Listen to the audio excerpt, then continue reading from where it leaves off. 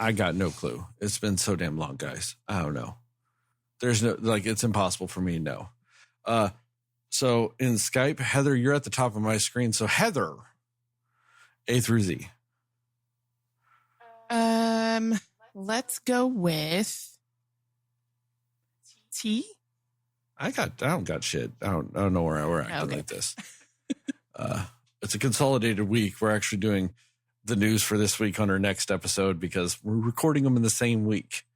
A little behind the scenes there. You know what? I'll bring up something for Jastin. All right, let's go. I want to call out the WWE real quick. I want to call them out. What they do.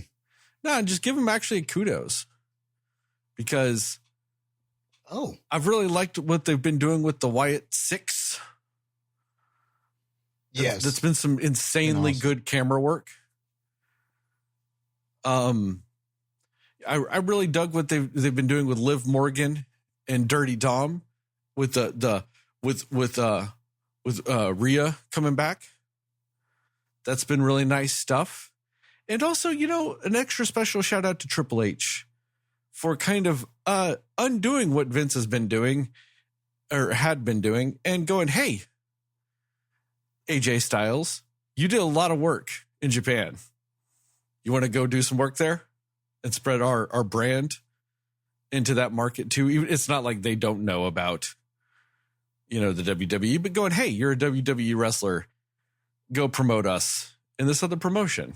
And also going, hey, TNA, we noticed how you guys did a little bit of stuff with some AEW. Do you kind of want to do better stuff here with us? And it's been really nice. It's just nice that that's happening. Yeah. And it's funny that you say that because I was in a chat with some friends and we were having a conversation about the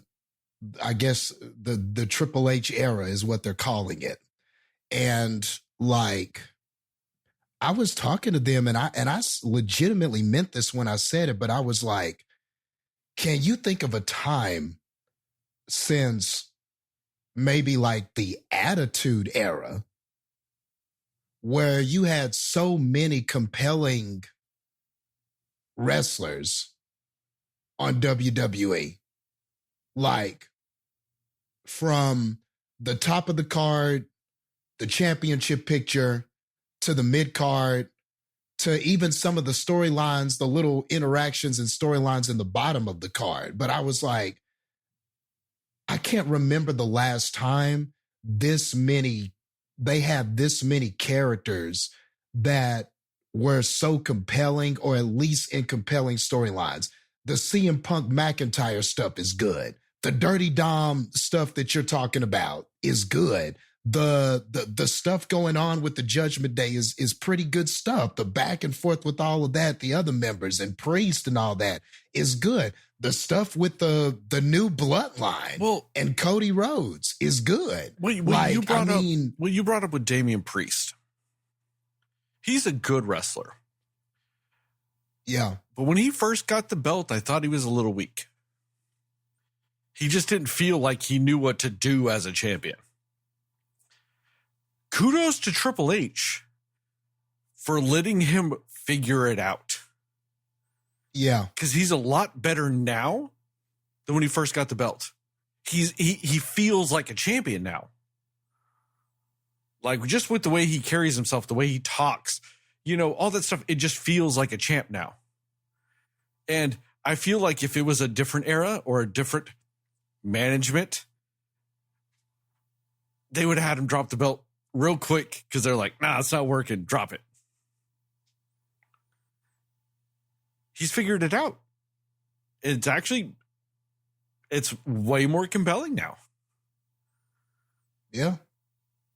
And they just have so many characters that are over right now. Like whether you're talking baby or heel, like, I mean, like even if you go to like the mid card and you look at Chad Gable, the stuff that's been going on with him has been cool. How he was baby for a bit and then started to become a dick to the Alpha Academy and all of that happened with that. And now the stuff going on with the Wyatt Six, like that whole transition with him, like, has been cool.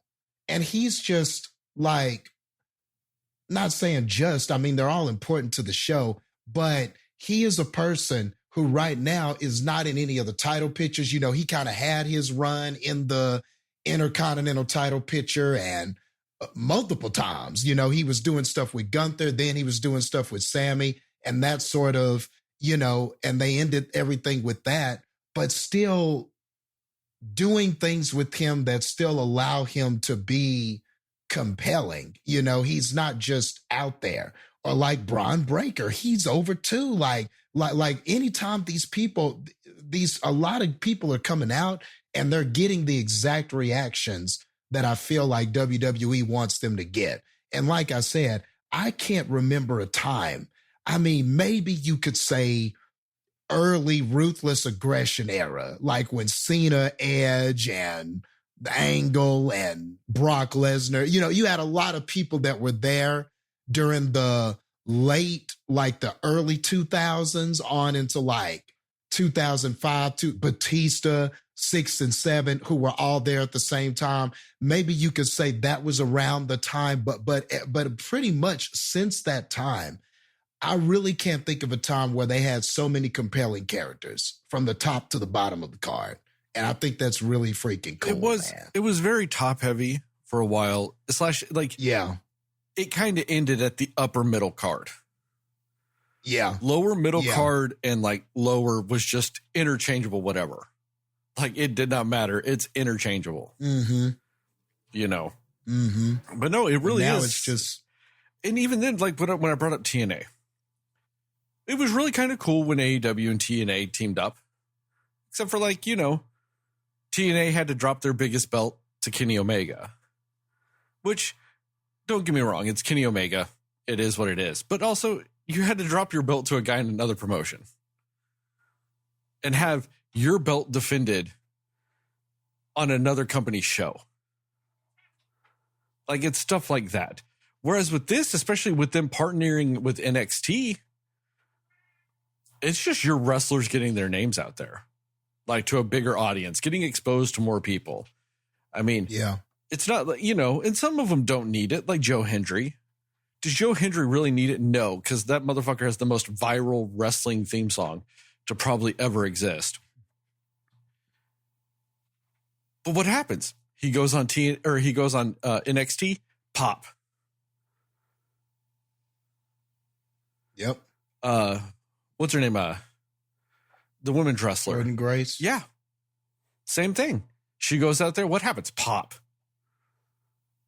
You know, it's just your fans are happy. Like the NXT fans are happy. So you're making your fans happy by bringing in these other people. Which, yeah, TNA, don't get me wrong, TNA benefits from it. But the more important thing is you're making your fans happy by doing it. So what happens? They stick around. They stay. They want to watch your shit. They want to see this stuff. And I think that's more beneficial, especially to like the NXT brand, than always having to bring in somebody from the main roster down to do that. I think it's more fun to do that with that stuff. You know, because then you kind of just let your guys breathe a little bit without having to always pull from the main roster to do it.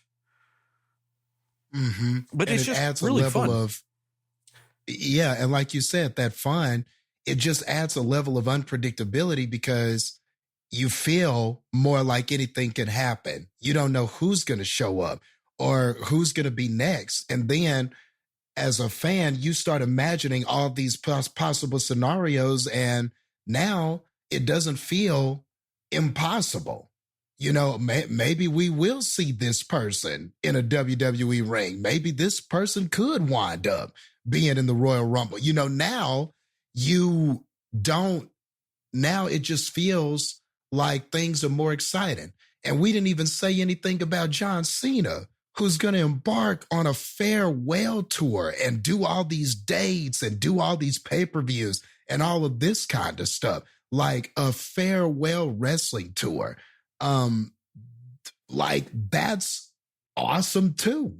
So like, yeah, man, like there's this ad that they do where Triple H walks up and goes, the WWE is on fire right now. And you know, they always would have ads and stuff where they say that, but like but honestly, it's true. Like it just feels like it's been revitalized under Triple H. And it's not even just the wrestling, dude. The transitions of the camera from segment to segment are better. The backstage stuff that goes on is better. Like you'll be looking like they'll have like you'll be in the foreground, you'll be seeing two people being interviewed, but in the background, there's a conflict that you saw last week and it's still going on in the background. You can't hear them, but you know those two guys have been talking to each other and they're having a conversation in the background. Like they do cool stuff like that now. Just even these little continuity things, you know? Well, yeah, they were doing that with It's Dom cool. and Liv for a little bit. Mm-hmm. Like they'd be interviewing somebody and you would see like Dom walk out from a room. And then like a minute later, you'd see Liv walk, or like Liv just having Dom's bandana. Yeah. But Yeah. like it really is. It really has become more back to like, I don't want to say it's roots because it's not necessarily doing that, but it just feels more like a show now. Like it really does feel like it's more of a, like you need to watch. Like there's this, like there's that aura to it, you know, that they're really bringing back to some of that stuff with it. That like, I mean, shit, you're getting vignettes on the Pat McAfee show. Yeah. And like I said, the Wyatt Six stuff, they're like going, oh, hey, let's go get some fucking camera angles going with this shit. Like, let's like talk to some people about lighting and like come up with actual shots, you know. Whereas, you know, like as with most wrestling, sure, you can't actually plan out all your shots for a match. You know, there's all kinds of craziness going with that. But like these elements between it feels a lot more planned. It feels more intentional. Like, you know, like I said, like what you said, better camera angles, better, you know, production when it comes to some of that stuff to fill, like, you know, that fills the segments between their matches. Mm-hmm. So it feels like if you blink, you'll miss something. Like now when they're backstage, I remember a time just when even before I started wrestling, I was just a fan. A lot of times when those backstage segments would come on, you'd be like, oh, this is the time to take a break, or, oh, it's just these people talking. Let me go grab something real quick, or let me go grab a snack. Now you look away from a backstage segment and you miss something now. You know, you missed this happening in the background, or you missed Drew McIntyre walking up and going and taking the mic and going, hey, I saw you interviewing him. I want to say something real quick. Like now it feels like you said, not only does it feel like a show, but it's starting to feel like, for lack of a better term, I mean, I can't say a universe, but what I'm trying to say is it feels like more is happening than what you're seeing on camera. Like these stories are evolving and playing out even when you can't see them. Well, things are happening. It goes to what we talked about, like the lived in universe. Does it feel lived in? Yeah.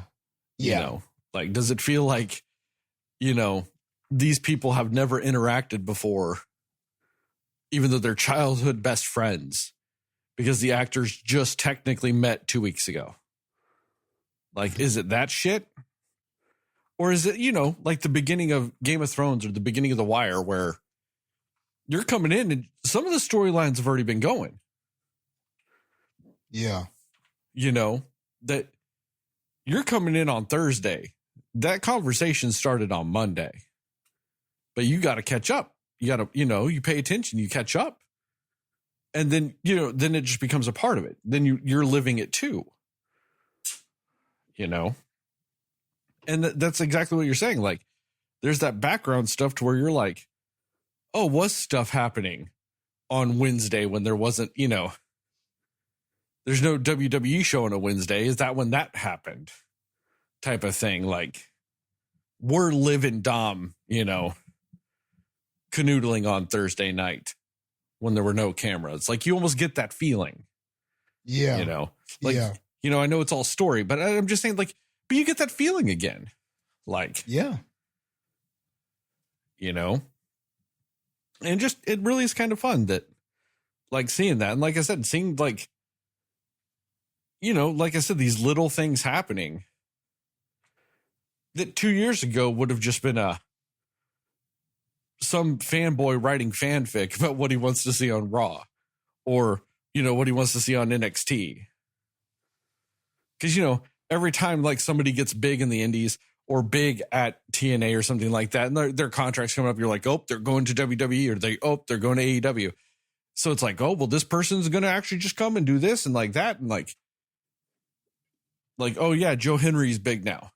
So obviously he's going to come to the WWE when his contract expires. Instead of it being that, now it's he actually just might show up in NXT. Yep. You don't got to wait for that contract expiration. He can just show up then. Mm-hmm. And I mean, it's just a fun time. It's a really fun time to be a wrestling fan, I think. It's just, and more people are coming to their shows. They're just seem to be selling out everywhere. And I mean, it's just, and now they're doing these multi-show deals with places. Like, I think, what did they say? I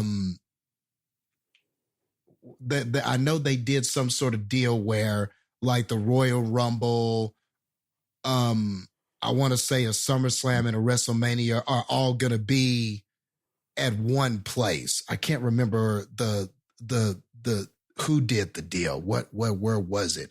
Was it Canada? I can't remember, but I know they did like a multi-show deal. So like a big majority of their big shows, I think it was Canada. Canada paid for those big shows to be there. So now they're doing deals like that. Like, it's just crazy, man. Like, just how different it is, but how much better it is. It's just amazing how much better it is. Like, so yeah. That turned into a way longer news segment than I meant to be. And sorry, Heather. Heather's just been sitting there just taking it. I mean, I don't have anything to contribute to the conversation, but I will say, if there was any time for me to get interested in wrestling, it would be now. I used to like it when I was younger, but if there was another time for me to get interested again in wrestling, it would be now. And the thing is, when they go to Netflix, things might get even crazier and even more creative and even more. Who knows what kind of freedom Netflix gives them? And I'm not just talking about, uncensored content, but who knows what other freedoms Netflix brings. There could be things they could do, actually, that television or their television deals and things like that maybe doesn't allow them to do, but maybe with Netflix, they can actually do more stuff. You just never know. Well, they did say with Netflix, they're going fully uncensored. Yeah. So we might be hearing people like Cody Rhodes say, fuck. Just right in the middle of a Raw. Yep. Or when people get hit or take a big move in the ring or something, you might get a more visceral expression of pain and stuff. One thing I do ask of them, though, and it's probably my least favorite thing about AEW, just don't start bleeding so damn much. I feel like every other match on a fucking AEW pay-per-view is blood, dude. Just so much blood all the time. They look like fucking Ric Flair and Hulk Hogan in the fucking 80s. Just blood constantly. I don't need that all the time. Not every pay-per-view needs just blood everywhere. We can calm that down just a little bit. Just calm it down a little bit. I don't want to see WWE go down that route just because they're uncensored. Let's leave it be. That's all I'm saying. I mean, I guess they just go by the model of there will be blood, Sterling. That's one way of putting it. Just so much blood. Anyway. Episode.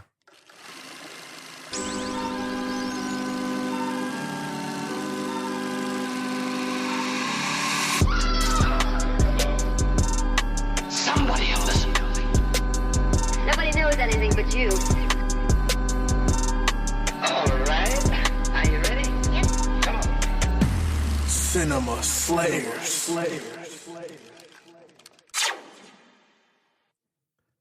Unfortunately, I thought of this after I hit the button. What I should have said is all I'm saying is the matches don't always need to end up looking like a scene from Pearl or Maxxxine. That would have been the best transition. Then I should have hit it. Yeah, I was about to say, you could have really transitioned easily with the blood reference thing. I thought of it as soon as I hit it, as soon as the little film reel started clicky clacking. I was like, I missed it. It's been a minute. I missed the last episode. I'm a little rusty on my transitions, but I'll get back to being the grade A transition master everybody knows and loves. I believe it. Just like this one, when I say, hey, Cinefans, and welcome back to another episode of the Cinema Slayers podcast. I'm Sterling, and as always, I'm joined by Heather and Jastin. And tonight, we're going to talk about what we like, didn't like, and everything in between with both Pearl and Maxxxine.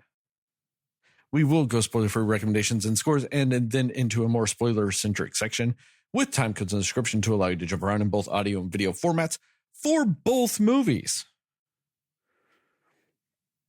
And with all that, we're going to start with Pearl, because that one came out like a year and a half ago. But it ties in, in the Ty West or T West, whatever the fuck that guy's name is. His trilogy of Mia Goth movies. What the fuck do you call this trilogy? Because Pearl's in 2 of the movies and Maxxine's in 2 of the movies, but Mia Goth is in all of them. In fact, she doubles up in the first one. So this has to be called the Mia Goth trilogy, right? It's the best option. Yeah. Yeah, pretty much. Because you don't want to say the ex-Pearl Maxxxine trilogy, because then you're just naming the movies. Like you got to give it some sort of shorthand. The only other thing I can think of is just like the Triple X trilogy, but that's also a different movie. And also that doesn't really tie into Pearl necessarily. Yeah, because there has been 3 Triple X movies. Yeah.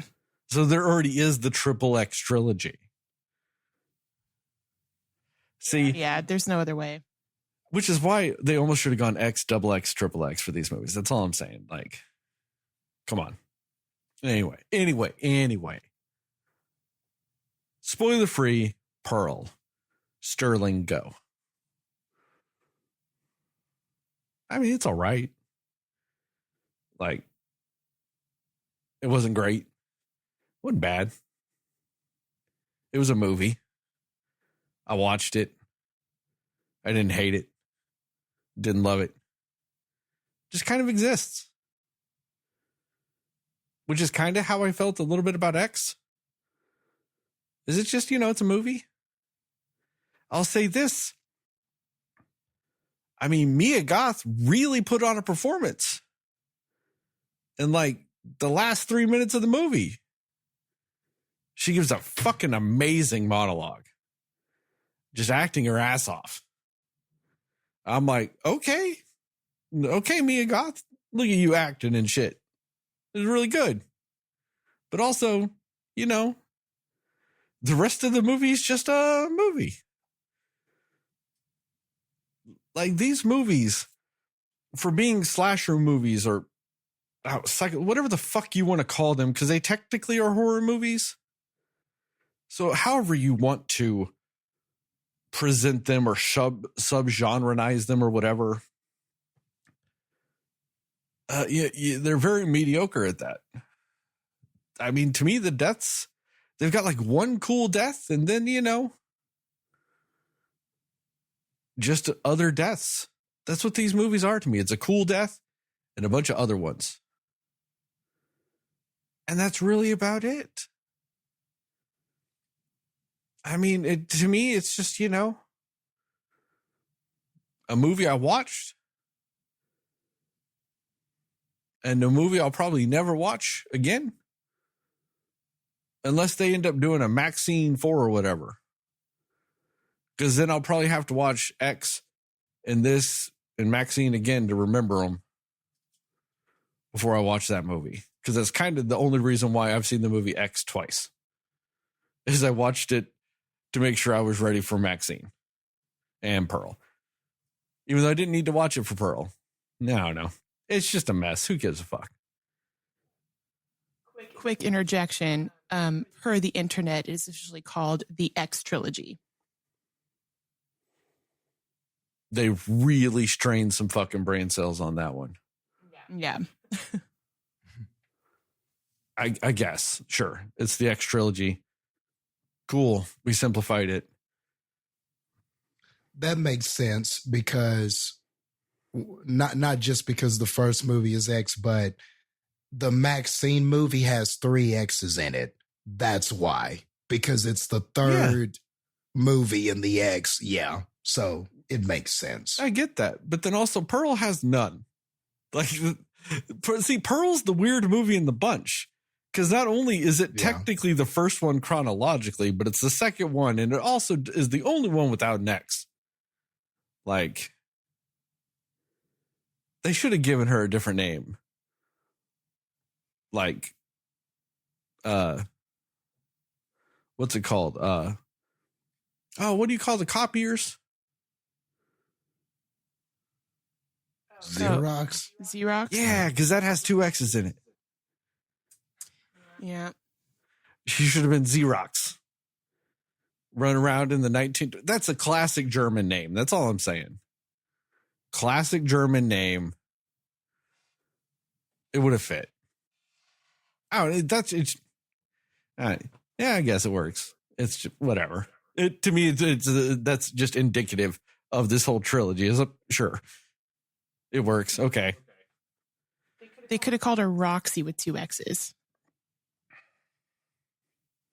Fixed it. Okay. Trilogy fixed. Oh, man, think about it. You would have had X, Roxy, Maxxxine.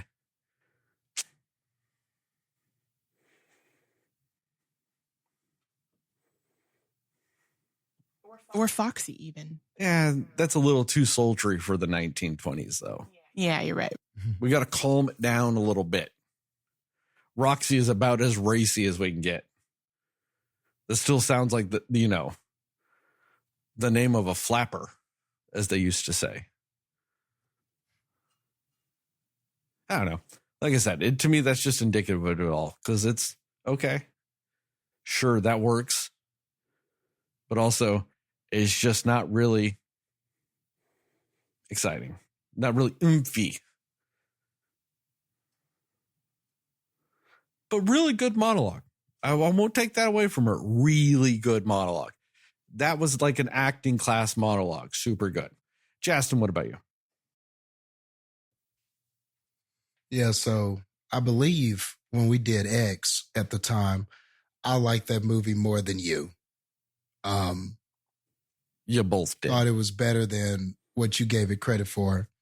And it looks like I'm in the same spot again with this one. Oh, you're probably going to be the same spot in the next one, too. Because I think Pearl is probably the best of the trilogy. I really think it is. In my opinion, it is. I think I really liked this movie. I thought that it was I thought Mia Goth, I thought I thought this was superbly acted by her.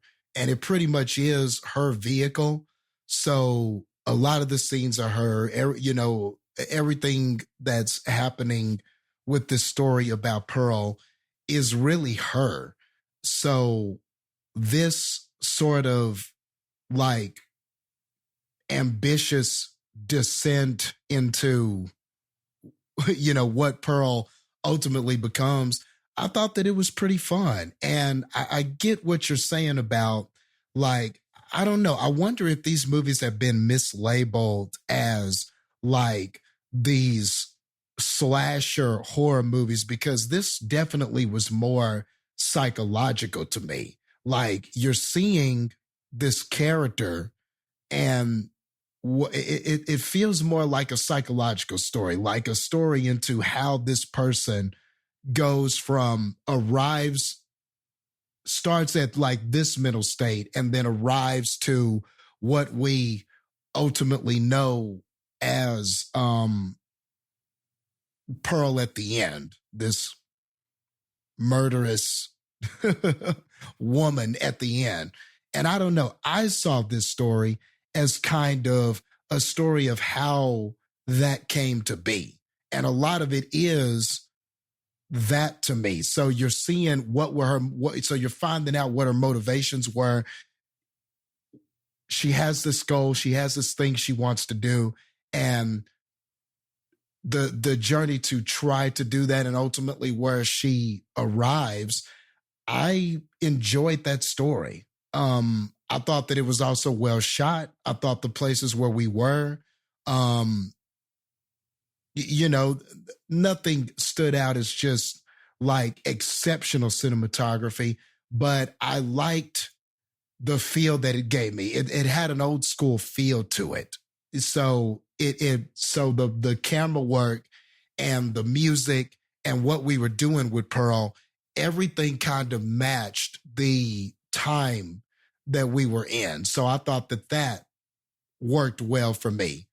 And whenever the killing does start, and I think what I appreciated about the movie, because, I say all the time, I'm a story guy.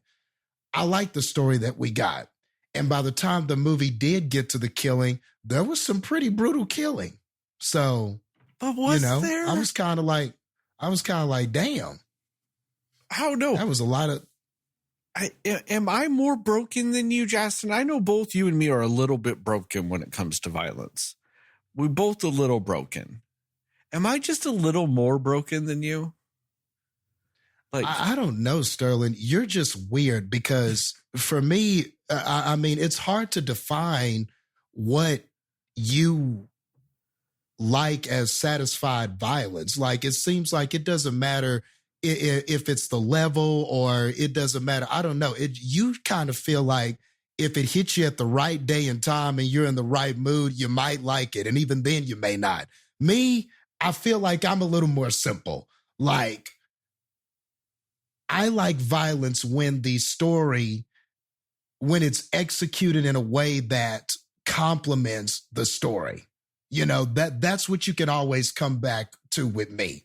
So if the drama and the storytelling matches, and then when the violence does happen, if the right story has been told to justify that violence, I'm going to appreciate the violence probably more than you will. I'm not looking at the level of it like, was it gory enough or was it bloody enough? Did I see enough body parts?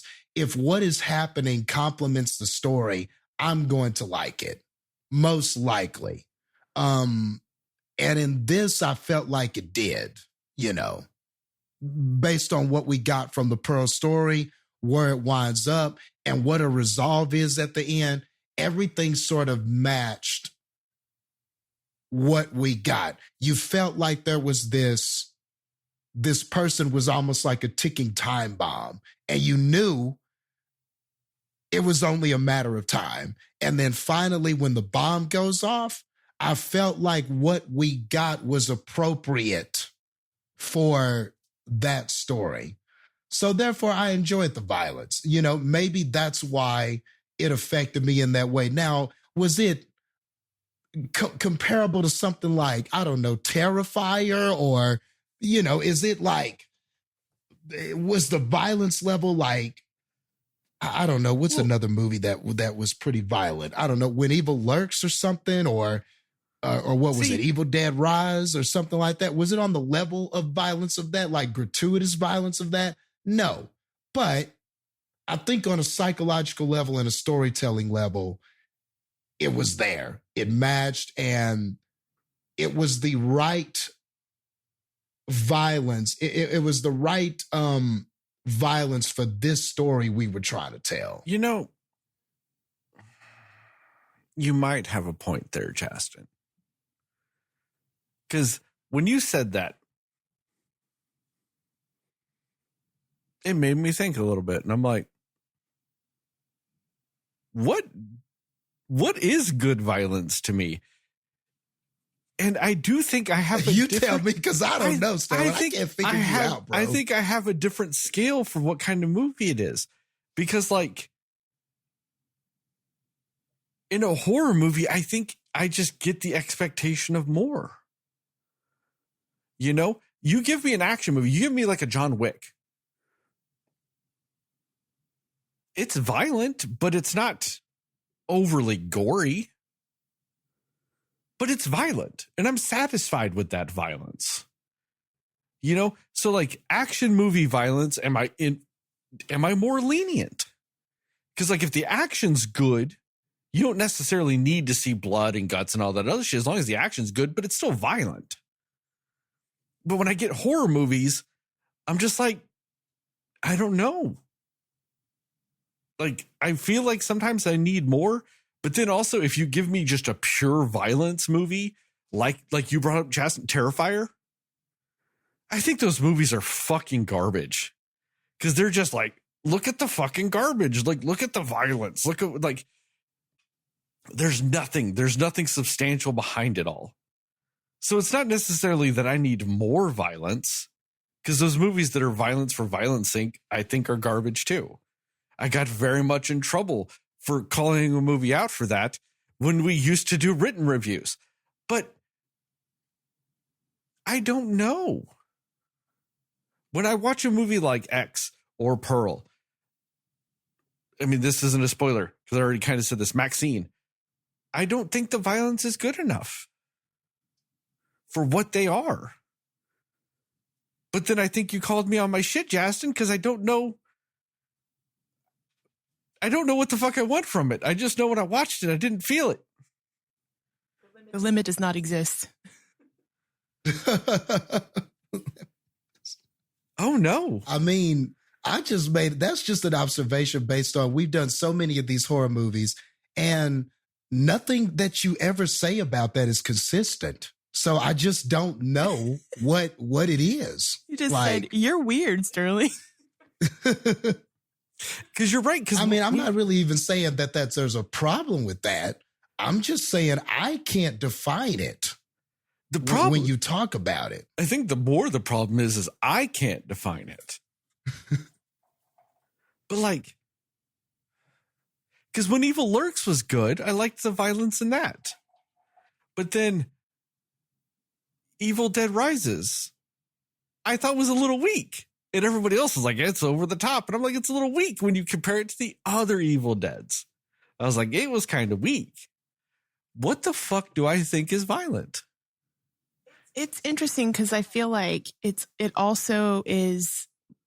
there's so many factors. Like for me, Evil Dead Rise, it was the sound design with the violence that got me. And you know what I mean? Like, and it's also disturbing images that go along sometimes with the violence and the gore. So you're right. It's kind of like, it's dependent on, for you, what's that like, that trigger that sets you off. And I don't know that there is a specific one for you.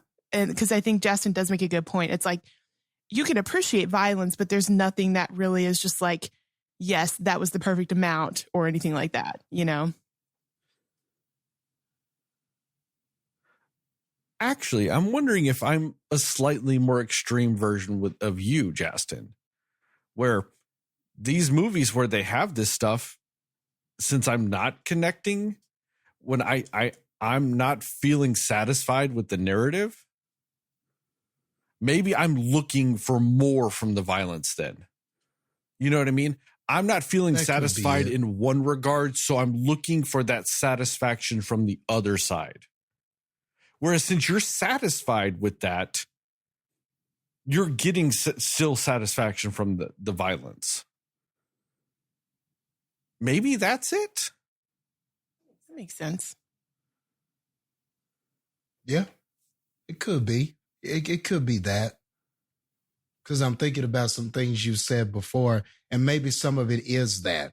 The narratives that you tended to enjoy more, it seemed like the violence was more okay.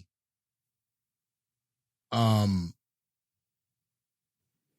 trying to think of the last movie we talked about where I was okay with the violence. Was it When Evil Lurks? I think it was. But see, it's still weird because with Evil Dead Rise, you didn't say anything about the narrative. You didn't dislike the narrative, but you still thought it wasn't gory enough. That was straight up violent enough. Like comparing it to the other Evil Deads. Like I'm expecting like every Evil Dead movie is like an elevation of the one before it. And I don't feel like this elevated. You know, because the last one before it was the Evil Dead remake. And that was just amplified fucking everything over the original trilogy. And in that one, I'm just comparing the violence to the other ones. That's just a apples to apples comparison of violence from the last Evil Dead to this one. Or maybe it's not even just the violence characteristic. Maybe it's just a byproduct of just how you are when you see movies anyway, because it seems like with you more so than me and Heather, you will have this specific, for lack of a better term, take or expectation or rule or thing that drives your expectation of a film. And a lot of times, based on whatever that take is or that expectation is, determines whether or not you enjoy the film or not. You know, because I'm thinking about the Saw 10 film, and you have that take on Kramer and how he viewed himself and everything like that. And that drove everything about what you thought about that film. Or at least it drove a lot. And obviously you had other opinions about other things, but that take on Kramer drove a lot of how you saw the Saw X film. And then I'm thinking about this Evil Dead film, and you approached it with this take of how you saw the other Evil Dead films. And it drove your opinion of how you saw the violence in that.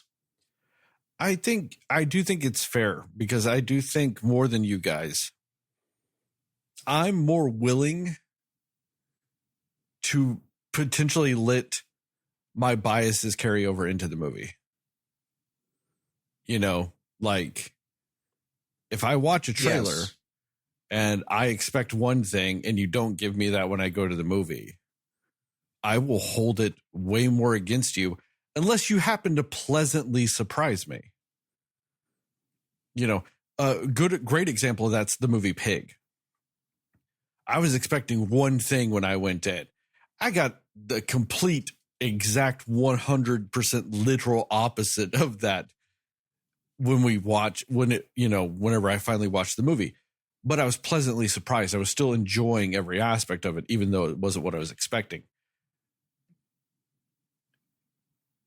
But yeah, if I'm expecting something, and unless, like I said, you blindside me and give me something completely different that I happen to enjoy, I do hold it against the film more than you two. I'm way more willing to let my biases carry over into the movie. I also think it's fair to say that sometimes the expectations that media or whatever also gives you kind of doesn't help. If they're just like, it's the goriest movie of the year, this is the craziest violence I've ever seen. And if you go in there like hearing that kind of thing, it's immediately like, all right, I guess we'll see. And then if it's not even remotely close to what you were expecting it would be based off of your tolerance level, then it's automatically kind of disappointing in that way, you know? Oh, yeah. I love holding a movie's media against itself.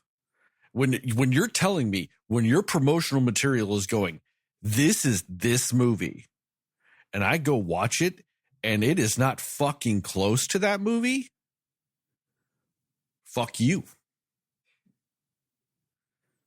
Like, that's the thing is I'm not wanting, and that's at least the thing is I'm not taking other people's biases for the most part in.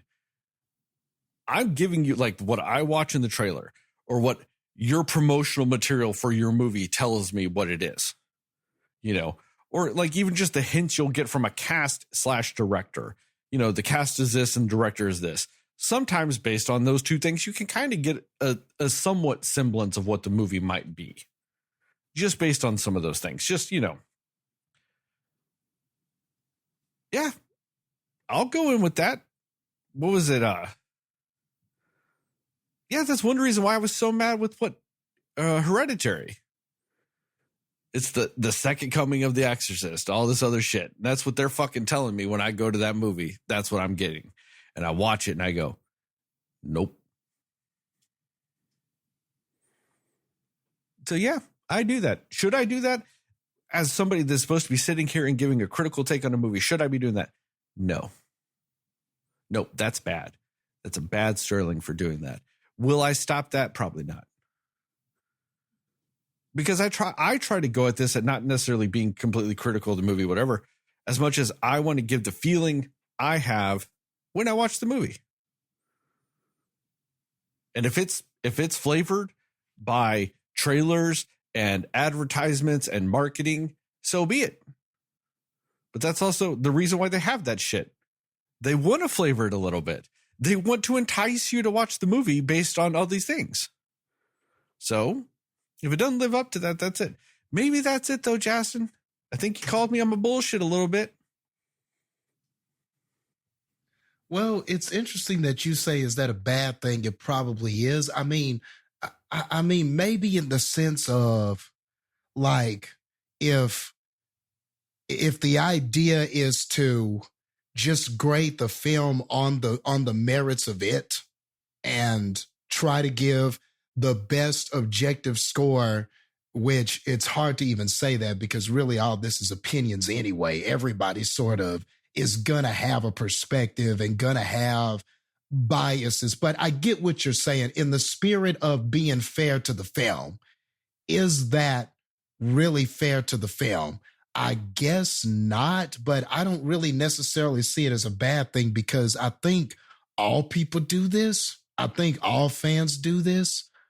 People, it's a preference thing. Yeah. Yeah. Like people do this even if they don't realize they do it. You know, sometimes you approach something with just, I think a lot of fans do that though. They approach something with some preconceived notions and some of them may be thinking the same thing you're thinking. So they would arrive to the same opinion you would. So I don't know. I think that's a slippery slope. Like I wouldn't necessarily call it a bad thing, but I do get what you're saying as far as if you're just supposed to be grading the film on the merits of the film, not what the director said or not what this person said or not what did the film do from point A to point B, I could see how maybe that could be a little problematic.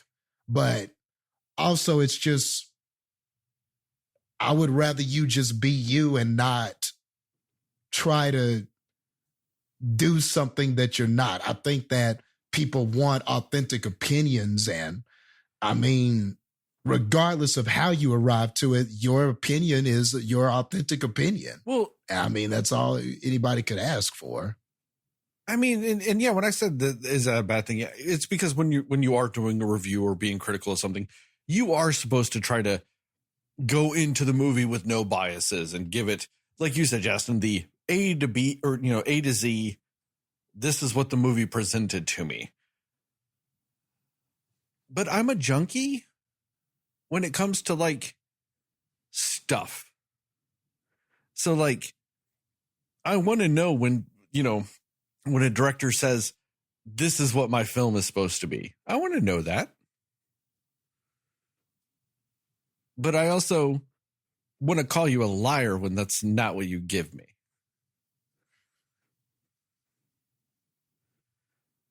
Because like, I'm not going to stop watching trailers. Oh, that would have been something good to talk about. We should have talked about the Gladiator 2 trailer. We'll talk about it tomorrow. But yeah, I don't know. Maybe that's what it is. Like because I was not really a big fan of X, and then I go into this and I'm like, oh, it's kind of the same as X. Like, not necessarily story wise. I mean, there's a lot of differences, but the violence is more or less on par with X. Like, to be fair to this movie, it's pretty much on par to that, but I wasn't a fan of that. So to me, it's more of the same. Whereas with you, it more narratively connects, I guess. And for me, I'm just like, it's more of the same. So movie. But I will ponder about this. Not before our next 2 horror movie reviews. Those are happening too quick. I won't get to come up with a better rationalization of my violence. But my violence theorem, if you will. But later this summer, maybe I'll have a better ideal with what my violence scale actually is. Anyway, we took too much time of your analysis, Jastin. You just made me think of some stuff. Yeah, that's all. I'll wrap it up because this is still non-spoiler, isn't it? Yeah. And Heather hasn't even gone yet. Yeah, Heather hasn't even gone yet. Damn. Heather, we have been leaving you behind this whole episode. I am so sorry. You at least did talk during that section.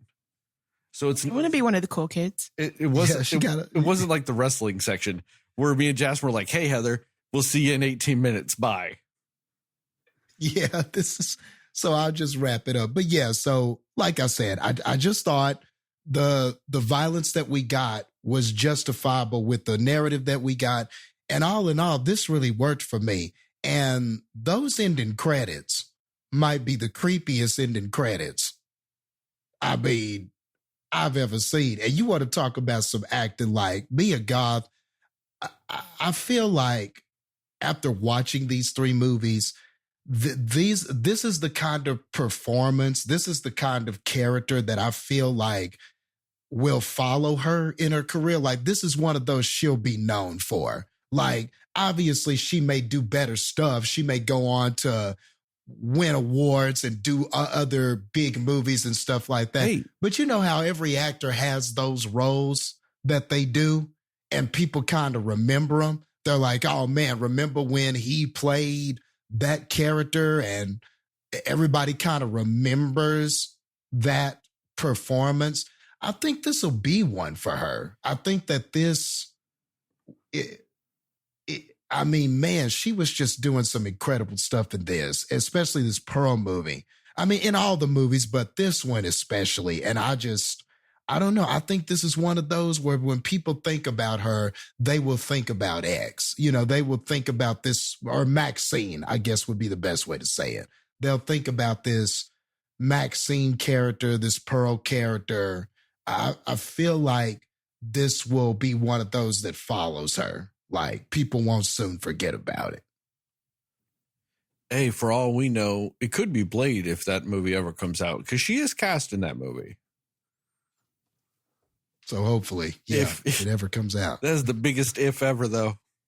I have never thought a movie was less likely to come out, but still technically in production ever. But she's in it.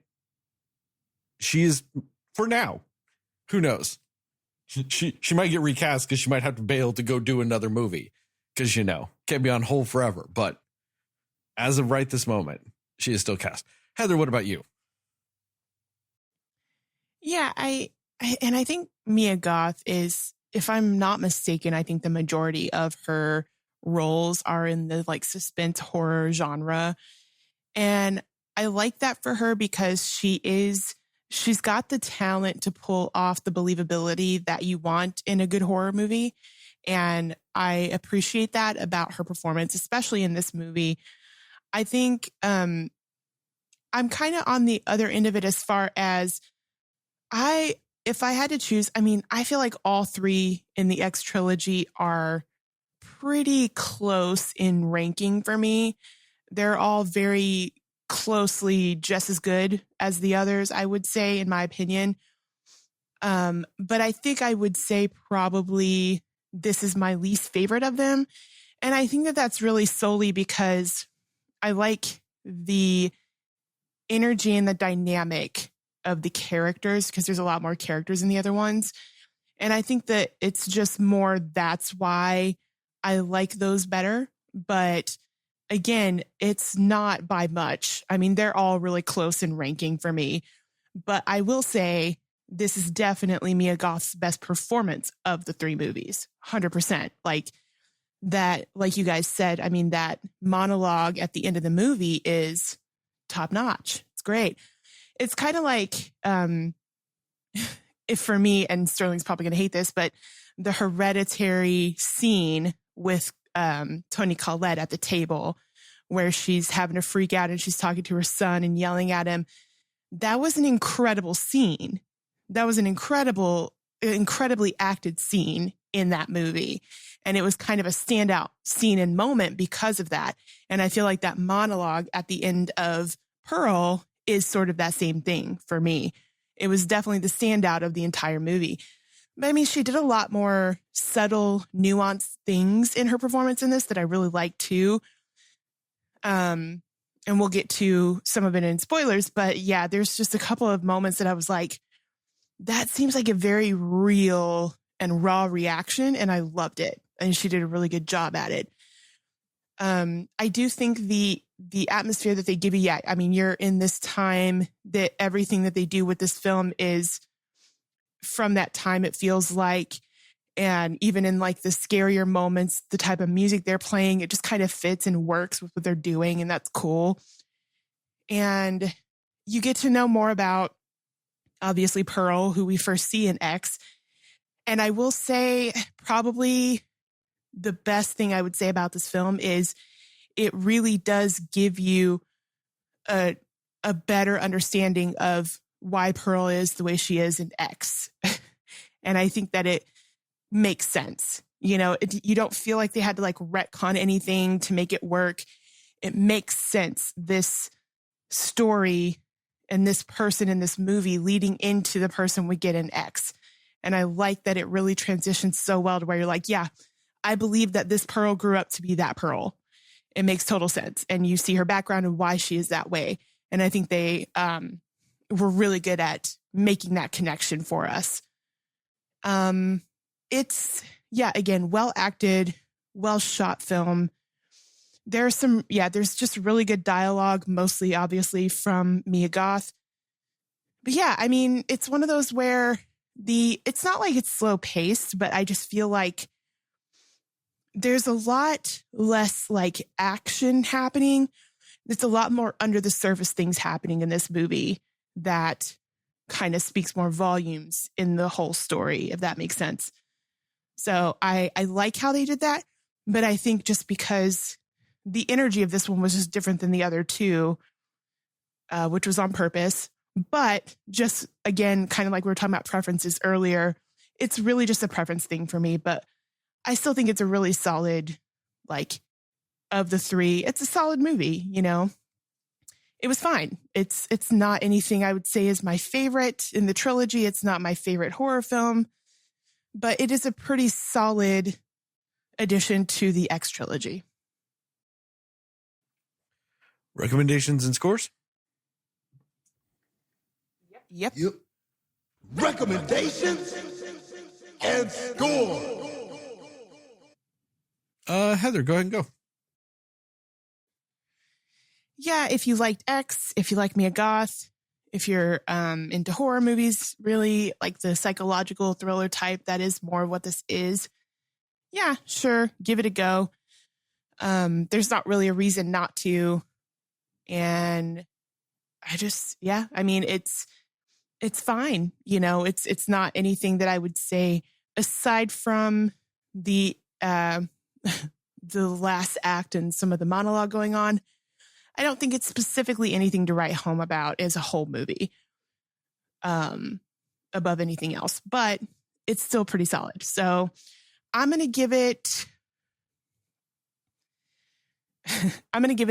70 scarecrows that you get intimate with out of 100.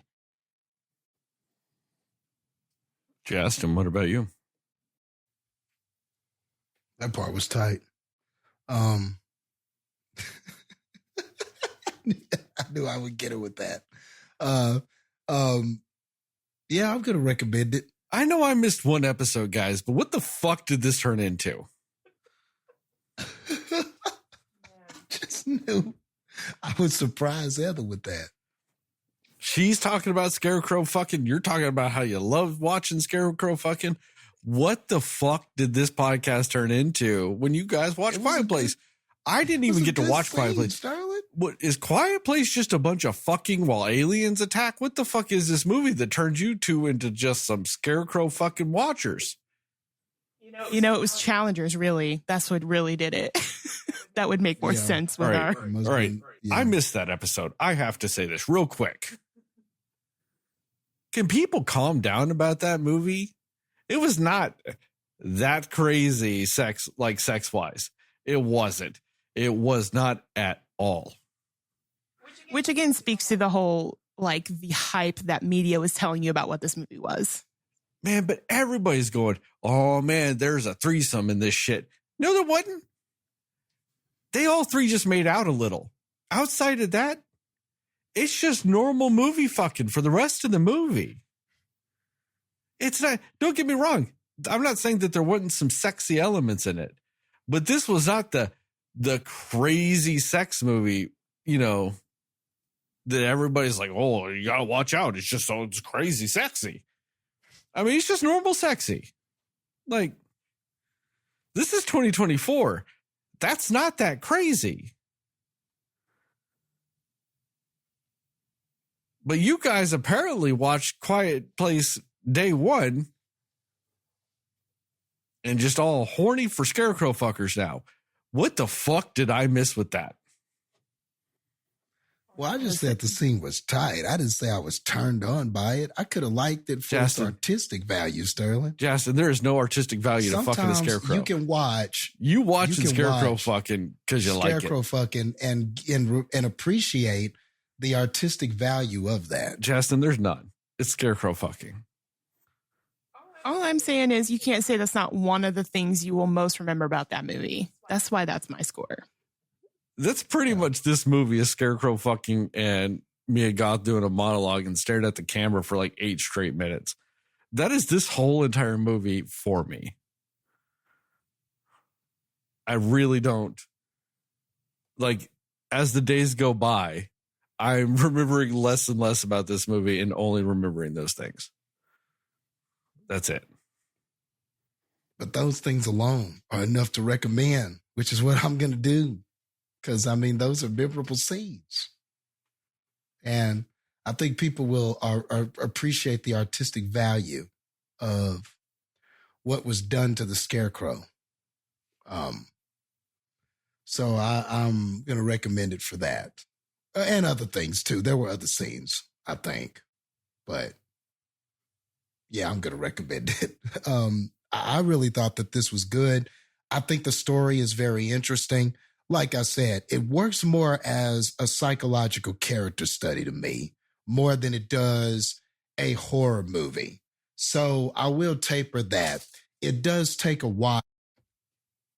It does take a while to get to, like, your bloodbath. I think if you were coming in expecting a slasher-like bloodbath where there's killing throughout, yeah, that might disappoint you when you're in Act 2 and we're still just kind of developing this story and you're like, man, when are we going to get to the killing? You know, I maybe could see something like that happening with someone who's expecting like a horror slasher type experience. It's definitely not that. But if you just let the movie, I really feel like you will appreciate it. I think that the story that it tells and the psyche of this Pearl person and the whole story surrounding it, it's a very tragic story, but it's a very like psychotic story. And then it's just extremely violent. And then it's just like, wow. And just like Kevin said, by the time you get to the end of it, you do realize, okay, that's why that old Pearl was like that. That's why she was so fixated on Maxxxine and how she looked and what she was doing and her potential. And you understand now why Pearl saw a lot of herself in Maxxxine. You know, you understand it now and almost like wanted it so bad, you know, she wanted to grope Maxxxine, you know, wanted it that bad. It was so palpable to her because of this journey and what you wind up realizing about Pearl in this journey. So I think all of that works. And I think it does help, you know, it does work as a follow-up to X, especially because it helps kind of explain, okay, now we understand this Pearl woman more. So I think it works on a couple of fronts like that. So I think if you're interested in this story, if you liked the first one, I think you'll be down with this one. And you made a good point, Sterling. Like, in a way, it is similar to X because X was big on giving you the story and everything before the killing started. And the pacing of this does work in a similar way. I just thought that isolating this to one character and us kind of getting to focus narratively on one person, it felt more focused. I felt like I was a little more engaged than I was in X. And I like sort of where things wind up as a result of that.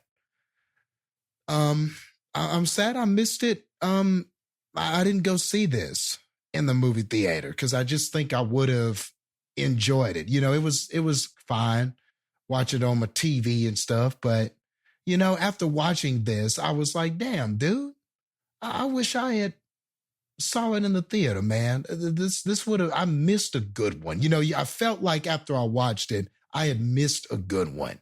So I wish I could have got that experience on the theater. I wish I could have saw her in that last 3-minute credit scene. I wish I had been sitting there, you know, on the big screen watching that, because I bet that was kind of cool when it happened for people who got to see it. So yeah, watch it if you haven't already. What you said, it's been a year and a half or something. So I mean, if you wanted to see this, you probably already have. You know, we're kind of playing catch up here with it, but yeah, if you haven't seen it, definitely recommend it. We're gonna go. We'll go 90.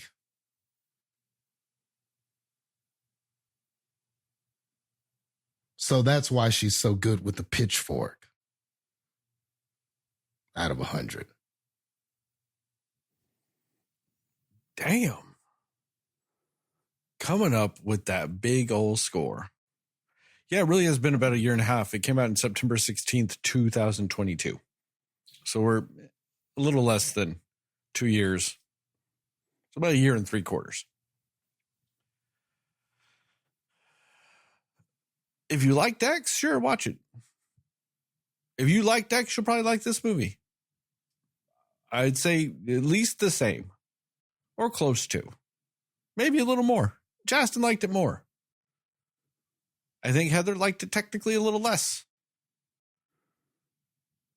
But I have no doubt that if you like the movie X, you'll probably like this movie.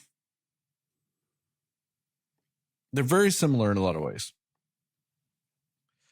I don't know. I think I disagree with you guys a little bit. I don't think this really does explain Pearl. Because you come into it very late in the game. You don't really get the build up to that. You don't really get the why is she so obsessed with this? Why is she so obsessed with that? outside the movie goes, man, she's really obsessed with that shit.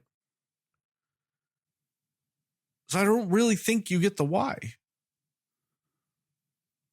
I think you get the catalyst for when it happens. You get the catalyst for when she does become that Pearl. But I don't think you really get the why. Like, you get some hints of it. Very overbearing, controlling mother. A father who put some ideas in her head, but then got sick. You know, so there's some of those elements in there. But I don't really think you get the why. I probably would have appreciated more of the why. But I think we just kind of get the win. Also, I don't think her husband makes any sense. I know that's a spoiler, but I don't get it. I don't remember what I gave X. I wish I did, because I want to give this the exact same score. But I don't remember what I gave it. So I guess retroactively, I might end up changing my score for X because, like I said, they have the same score. So what I'm about to give Pearl is now retroactively whatever the fuck I gave X. So if you go back and listen to the X episode, in your mind, change the score to what I'm about to say now. I'm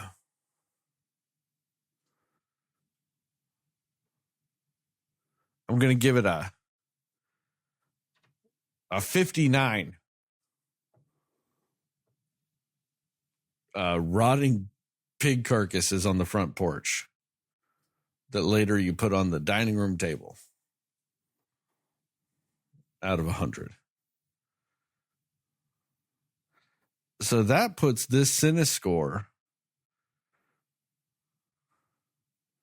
Wow, Jastin, your score drastically swung this. 73. Which I know, Jastin, you might feel like, oh, but our scores more or less canceled each other's out, and it just kind of ended up in the middle at Heather's. Is more or less what that does. Spoilers. Yep. Spoilers.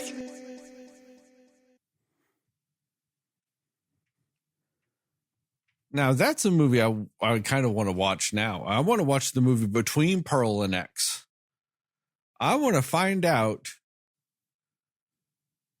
how her husband, returning from war, rolls into just a murder house of people and in various stages of decomposition. One of them being his fucking sister.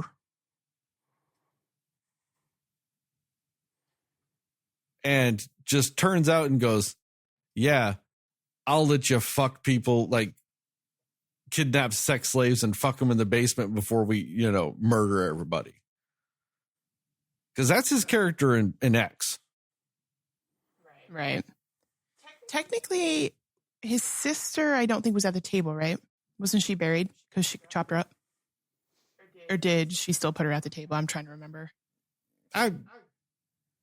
I'm just saying, I thought her dead body was out in the front yard. I don't even remember her. That's true. Yeah, either way, you're right. Yeah. I'm just saying it's a slaughterhouse. And he walks into that going, the horror. And then goes, it's okay, baby. Let's just do this for the rest of our lives. Now, that's the movie I want to see. I want to see that turn. Because that's some bonkers ass shit. But as stands, I'm confused as fuck. Because also, whilst that happens, Pearl's also lied to him throughout the years with stuff. Because in X, he was like, oh, there was a bohemian that came here once, and he was just fucking everything and seduced my Pearl. But then she keeps sex slaves in the basement.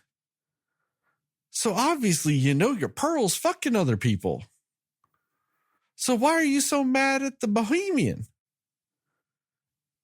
Like, it doesn't track. So that means Pearl lied to him and goes, oh, this bohemian came and he seduced my knickers off. My pantaloons. But then you're still, but ever since he did that, now I just got to fuck guys in the basement chained up. And he goes, oh man, that's the danger, the dangers of that bohemian lifestyle. You get fucked by a bohemian once, you just got to keep sex slaves now. Like, what the fuck is this? So while I appreciate, him having that throwaway line in X, it also makes no sense when you tag it into Pearl. Because it's showing it's a lie, but then also showing that he's okay with all this. What the fuck is going on? What the fuck is going on with that man? I just want to know what the fuck is going on with that guy. That is the most perplexing thing about this trilogy, is what the fuck is going on with that guy. Between the end of Pearl and the beginning of X. We need that journey. So, Director West, give us that. Preferably in like a Netflix miniseries. Because we got decades of shit I need to learn. So, like, every episode's a decade or something. Because as it stands right now, I'm thoroughly confused. And should this affect me so much? No. But does it? Yes. This weighs heavily on my mind.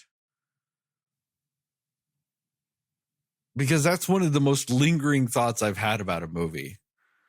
Like, the end of a movie is something like, but what the fuck happened to this man? Like, that's the thread that I don't feel like I'll ever get, like, fulfilled on. Like, this, the lingering blot point. This has me going more than like shows that like end at the, like there are those shows that end on a cliffhanger at the end of season 1 and it never comes back. And you're just like, I'll never know the answers. This is worse than any TV show I've watched doing that to me. I gots to know. Outside of that, I think you guys actually will probably have more interesting things to say in the spoiler section to me, because outside of that, the movie just kind of happens to me. Except really like the end, really like some of that, but outside of that, the movie just happens. Heather, what about you? What are your spoilery thoughts? Yeah, I get what you're saying with that. I mean, really quick, that one scene I wanted to talk about where I said she did something like really subtle that's good is when she's showing the guy, the bohemian, as you will, about like she's showing him the place and everything like that. And he's just kind of noticing her like strange behavior. And he says, "What's wrong with you?" And she just has an immediate reaction of just being so hurt by that statement. And I just thought it was so good because it felt like a just really like quick reflex reaction for her to feel like hurt by that, because I think she already feels that about herself, and she's probably been told that a lot anyway, and just the way her mom treats her and all these things like that. So it's just kind of like, it was just a really good moment of like, that felt like a very real reaction that she would have to him saying that to her. And I really liked it. I don't know. There was something about it that I was like, that felt real. That was really good, And of course, like we said, that monologue at the end, it was just so well delivered and well done. But I think, yeah, I had the same thing about the husband because like, it's like, you were like way too okay with what happened. And I don't know when that took a turn or if you were just automatically like that and you found somebody who was just as murdery as you and you've always wanted to do that. Who knows? But you're right. I would be kind of interested in that story to know what happened there. But I do think I did like the dynamic between Pearl and her sister-in-law.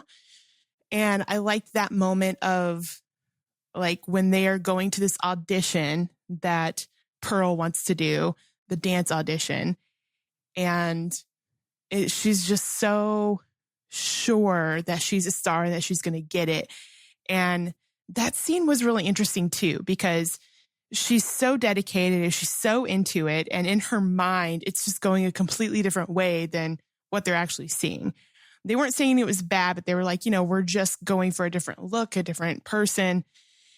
And obviously they end up going for, they said they wanted somebody blonde and something else. But basically that was the sister-in-law. And I liked the dynamic of like the sister-in-law was just so nice. And like she was a lot more tolerant and patient of Pearl than I think a lot of other people would have been. And I think the way that she actually handled learning all this information at the end when she's talking to her at the table was like, I was like, you know what? That's smart. I think what you're doing is kind of the smartest thing you can do in this situation right now. Try to get out. Don't make her feel like it's because you're freaked out or anything like that. Like she did a good job of reacting how is probably the best in that situation. But it was just interesting because the sister-in-law was also a dancer and felt pretty sure of herself. So that moment too, when they're right next to each other going in, and I think Pearl was very nervous, and I'm trying to remember, I don't remember the sister-in-law's name, but she was like, hey, why don't you go in first? Like I just get so nervous, like you should go ahead of me. And I thought that was the kind thing for her to do. But I also feel like in a way it was her being like, I feel like I'm going to be the one to get this. And I don't want her to feel like she doesn't even have her chance if I go in before her. So it was just an interesting sort of relationship that they had. And I mean, I would have been scared by her way sooner than she was scared by her. And I don't know why that was, but it was an interesting dynamic to see play out. So yeah, I found that part interesting. And the dynamic with the mom was sad for sure. And I just feel like, yeah, like that whole dynamic and relationship too was very dysfunctional, very toxic. And it's why she was so determined to be a star and get away and prove herself as more than what her mom was. But the relationship that I just really could have done without was her relationship with her dad. Like that was just kind of creepy and disturbing at points. And I think they did things with that I was like, oh no, why do we need to do that? But, it was just like the way her mind worked and the delusions that sort of played out in her head with what was happening was very, I don't know, it was very intriguing, I guess I would say, because you're just like, what is it in her mind that she thinks is happening here versus what's the reality of the situation? So yeah, that is why it really is more of a psychological thriller. And it's just played in a very subtle way throughout the movie. And I don't know. I liked that they kind of slow played the psychological part of it. But you're right. They also didn't really do a whole lot of violence until at least halfway through the movie, maybe a little after that. I can't remember, but it was pretty far into the movie before they showed anything like that. So, and every death was different. Every kill was different. Every kill was brutal in a different way. But yeah, it was a little bit lacking in that way. And so it really doesn't feel like until like the second half of the movie is it really horror. But yeah, that's why it's more psychological thriller for the most part. But yeah, I think maybe if it's not like there wasn't other characters in the movie, but you don't really see Pearl having too much back and forth with people for a lot of her screen time. It's a lot of just her by herself. So I think maybe that's why I just consider this slightly lower than the other ones. But yeah, that's all I got for now. What you got, Jastin? Yeah, so just that, calling this the kind of like a psychological thriller, or even more so like a psychological kind of character study, just seems on point to me, because that's essentially what you're getting with this. You find out the upbringing that Pearl has, and you're seeing all these different dynamics come into play, like with her father, and who is, physically challenged in this. So he's, needs help to live and needs assistance and everything like that. And you're seeing as the days play out that her and her mom are responsible for this. So there's a dynamic there. But then you also get a chance to see just how toxic her mother was with everything. And the interesting and kind of ironic part about it is that it almost felt like by the time you got to the end of it, although her mom in some ways had kind of some similar like selfish thoughts about what she was doing and how it came to her husband. And, I really didn't sign up for this life, but here I am and I'm stuck here and everything like that. It felt like the mom had some of the same types of thoughts and logic that Pearl had.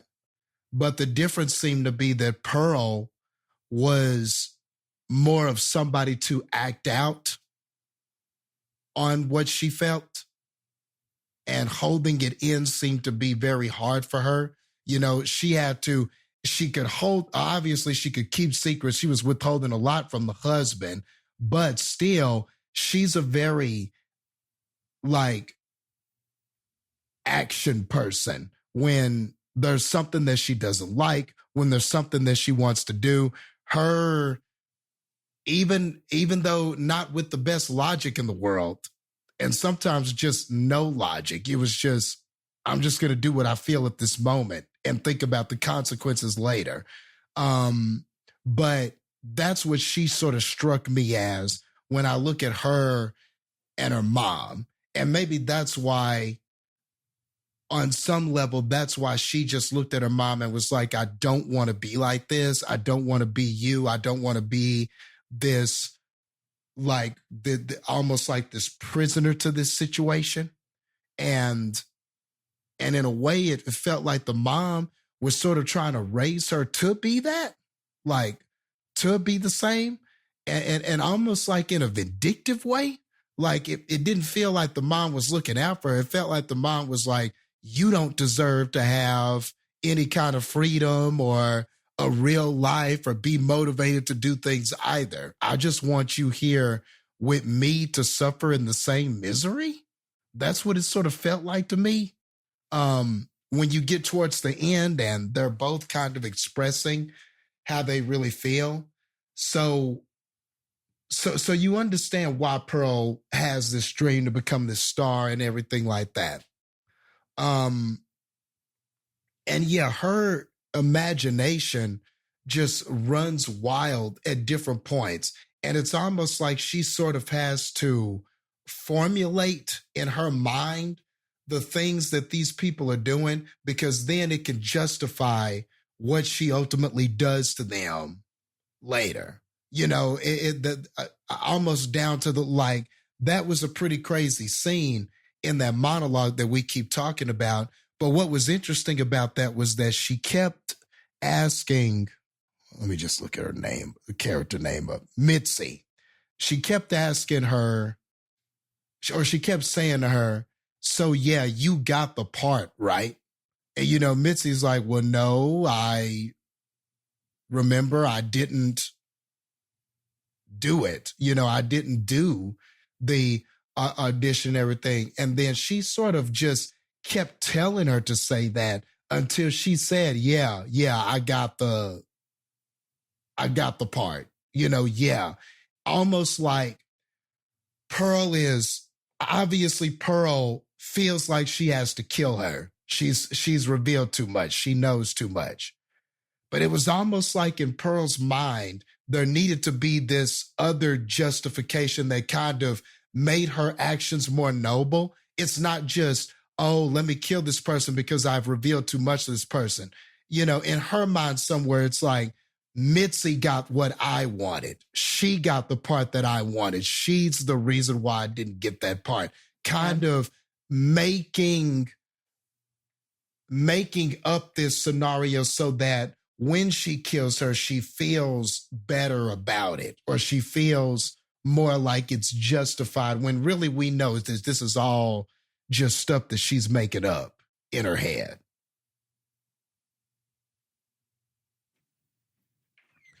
No, I get that. I mean, one of the things with that, though, that I was kind of thinking about, though, when you were talking about it, was like the Mitzi thing at the end and stuff like that. Like, it goes back to what I was saying earlier, when I don't feel like we got the explanation of Pearl becoming Pearl, because the explanation was just her mom going, it's in you. Like, that was just it. Like, all we got was, it's in you. You know? And it's like, okay, so you're trying to just imply that, you know, kind of the whole thing is like, she's sociopathic. You know?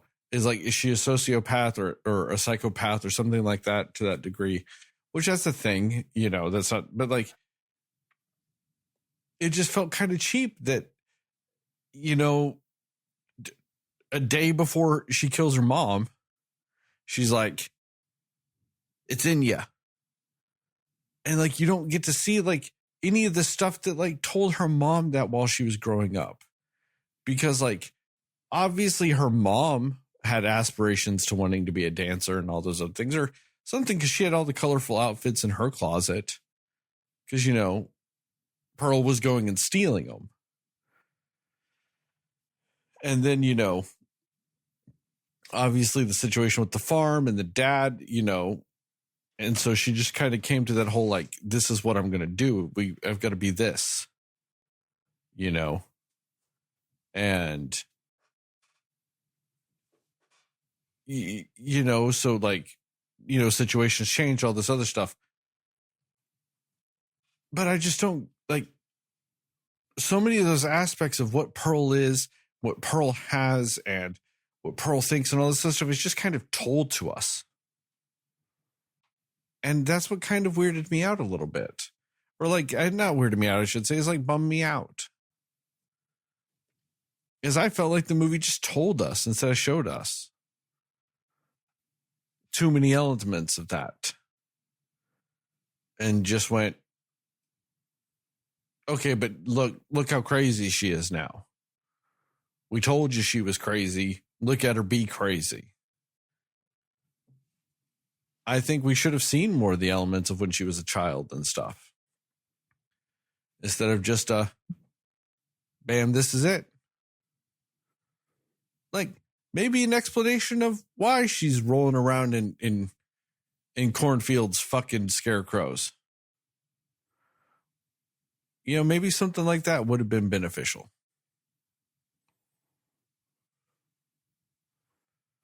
But we'll never know. Just like we'll never know why her husband does the things he does. We'll just never know these things.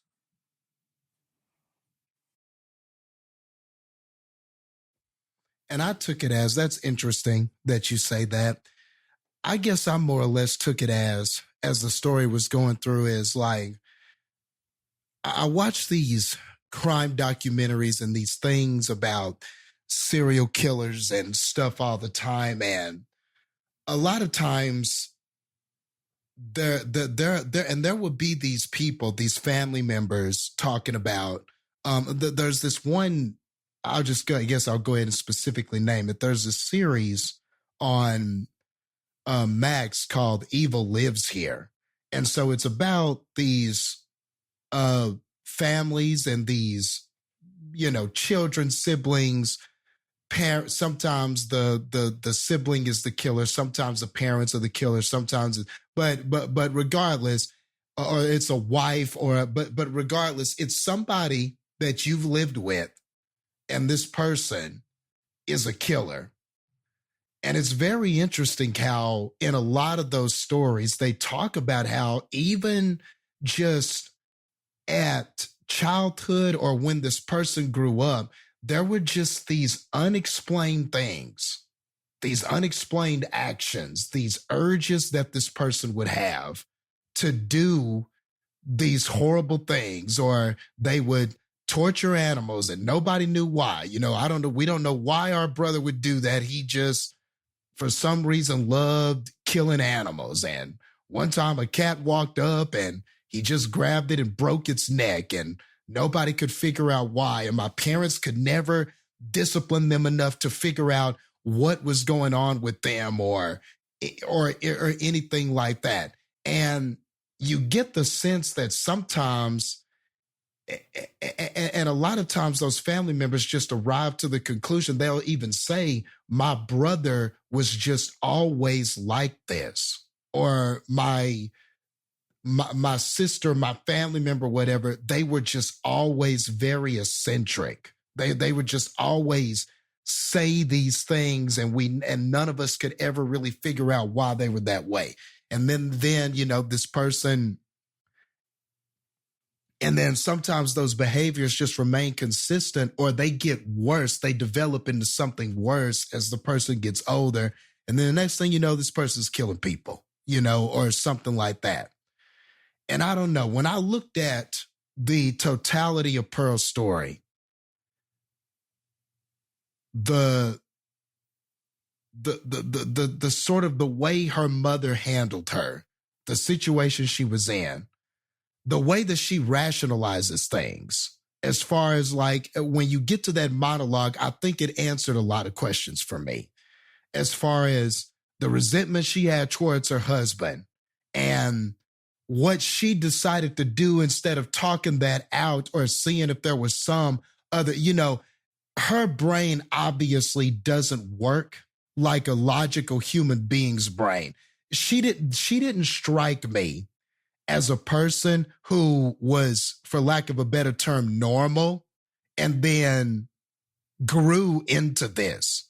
This struck me more as somebody who just always had these unexplained urges, these unexplained sort of things about how this sort of unexplained way that they would think and way that they would see things.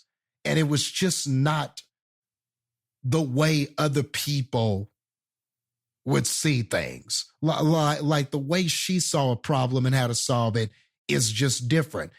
Kind of like you said, Sterling, on that sociopath stuff.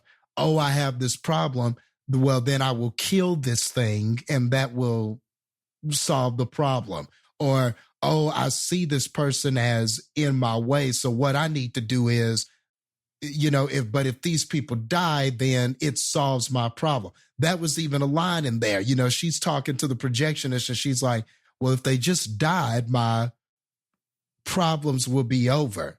No, not necessarily, but to somebody who has thought like this and thinks like this often and has done this sort of their entire lives, yes, that would seem like a normal thing to say. If my parents were just dead, it would solve all my issues.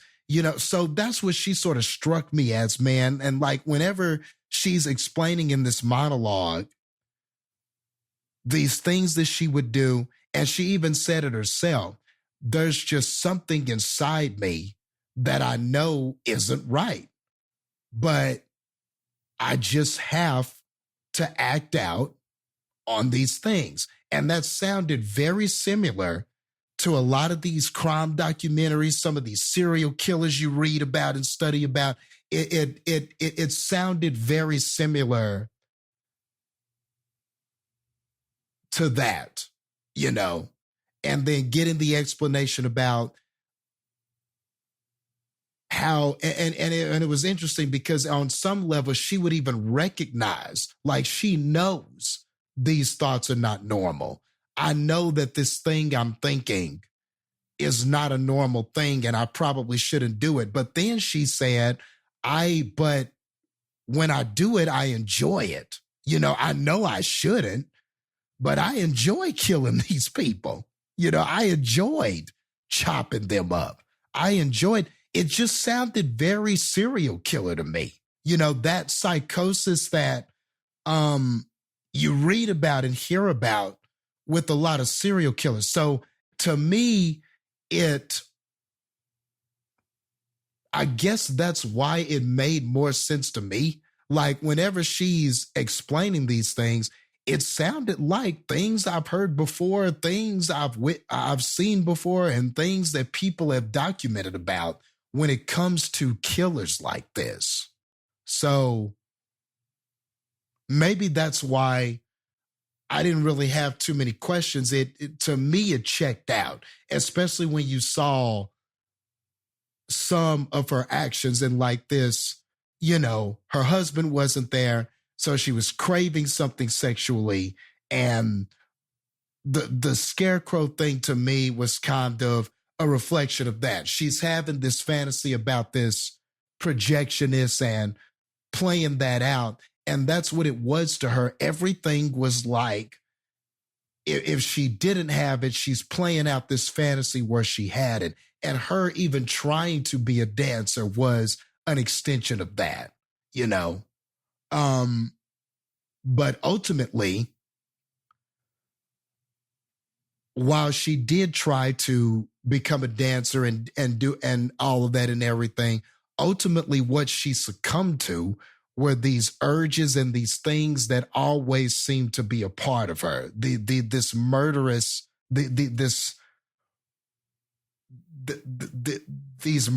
tendencies, that part of her that she never really could completely explain, but for some reason enjoyed, that ultimately seemed like it won out in the end versus all of these other things she was trying to do.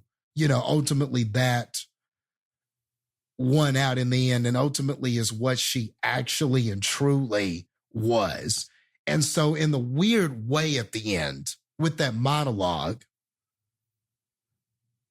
she sort of accepted her true self. It's just that, unfortunately here, her true self is a murderous, like bloodthirsty person who enjoys killing. I mean, that's ultimately, she embraced those aspects of herself. And I guess the husband, when he came home, wound up doing it too. Or maybe he didn't have a choice. Maybe it was like, I better embrace this or I'm going to wind up dead too. I mean, I don't know. You're right. I would be interested in seeing a little bit more of that story too. But ultimately, I felt like that was the Pearl character. And that's why, like, that scene at the end where she is trying so hard, she's like, welcome back, husband. And that just, all you see is Mia Goth's face as she's doing this acting. But what is happening in the face says a lot about really this story and this character. And it felt like, to me, all of it was in her face. Like the realization of a dream that could never happen because of ultimately what she is. And the sort of tragedy of that, you know, I could never be normal because I'm just not. And the realization of that juxtaposed with the fact that she has killed all of these people, and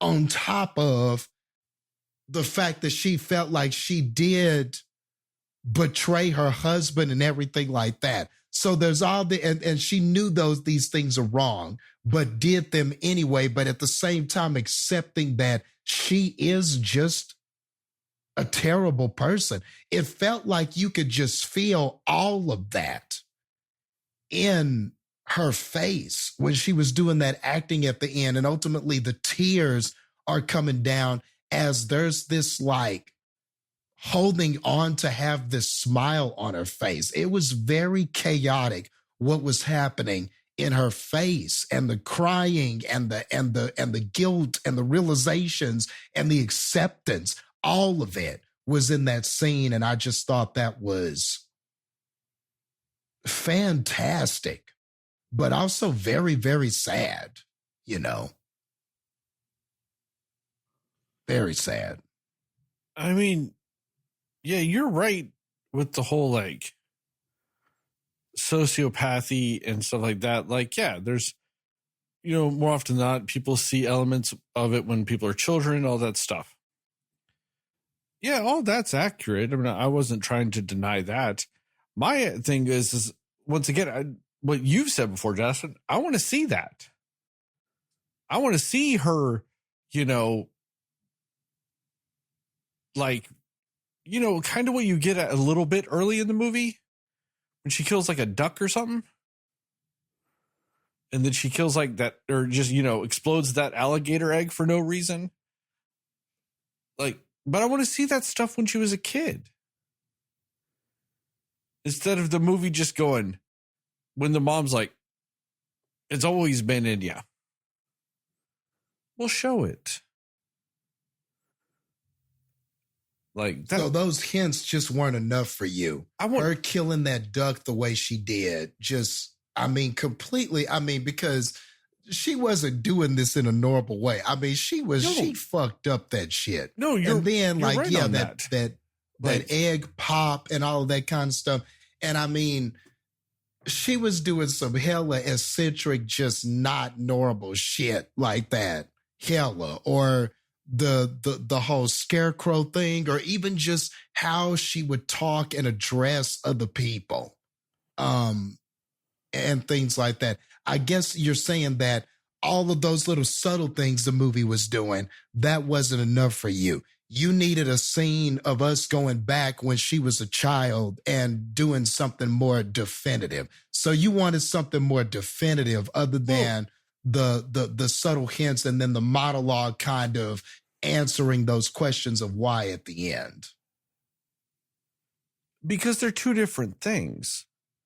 You can experience trauma that changes you into doing those things. And you can also be born with it and do those things. If you're going to just throw the claim out there that you're born with it, I want to see it.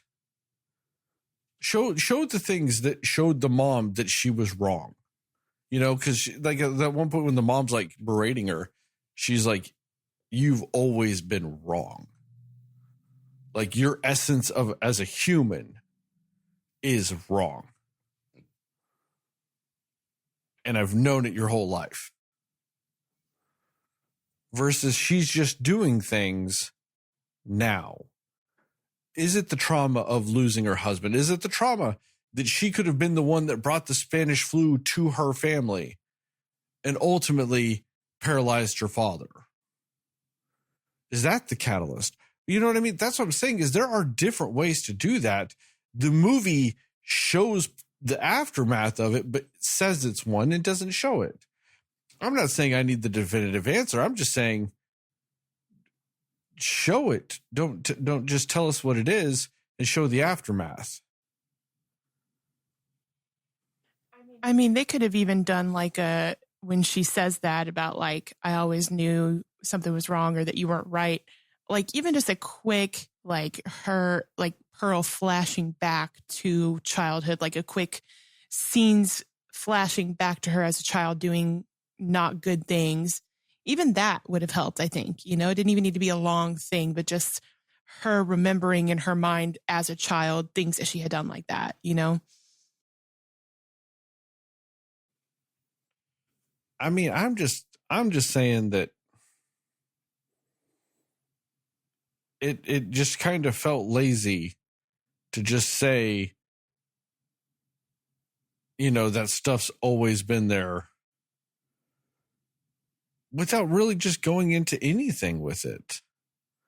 I just felt like they threw that on to just justify all the other stuff they did instead of actually building to it or anything like that.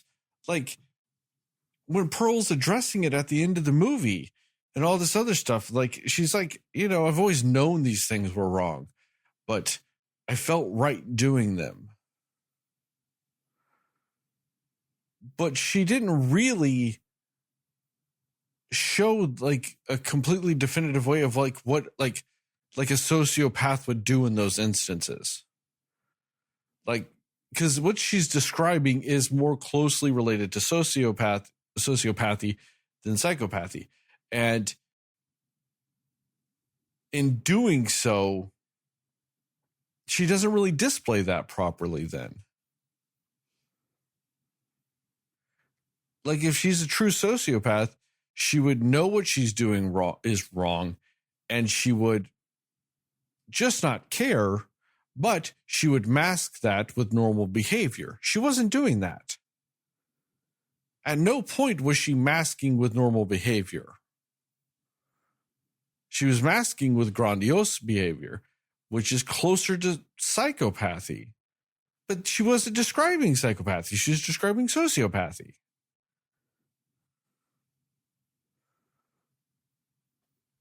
Well, isn't it? But it could be possible to display a little bit of both, right? Because it felt like to me, like there was okay, maybe she had these urges in her. And like she said in that monologue, she would kill these animals and stuff like that. But there comes a point where it feels like in a lot of those stories and in this situation too, at some point there's a line. And are you going to cross that line or are you not? Are you going to be able to control your urges to a certain extent and try to be normal? You know, she married that guy and was trying to be normal. And it felt like one big catalyst was when he left and he went to the war and everything. That really kind of was a big thing that happened where she started feeling that rejection and stuff like that. Remember, she said in that monologue that like that was a big thing that happened for her. You know what I mean? Was when he was going to leave her and she didn't want to be left and what that did to her, you know? So that was one thing. And it felt like this story, where we came in on it, she hadn't crossed that line yet to becoming just full on murderer Pearl. We weren't there yet. You know, this story was the story of her crossing that line. So maybe there were these tendencies. Maybe she was killing animals. She had these weird imaginations. She had these weird thoughts and things like that. But she hadn't started crossing that line. The first thing that happened, just based on what I remember in that monologue, the first thing that happened was the husband left. And there was like an abandonment issue with that. On top of what was happening within her family and everything like that.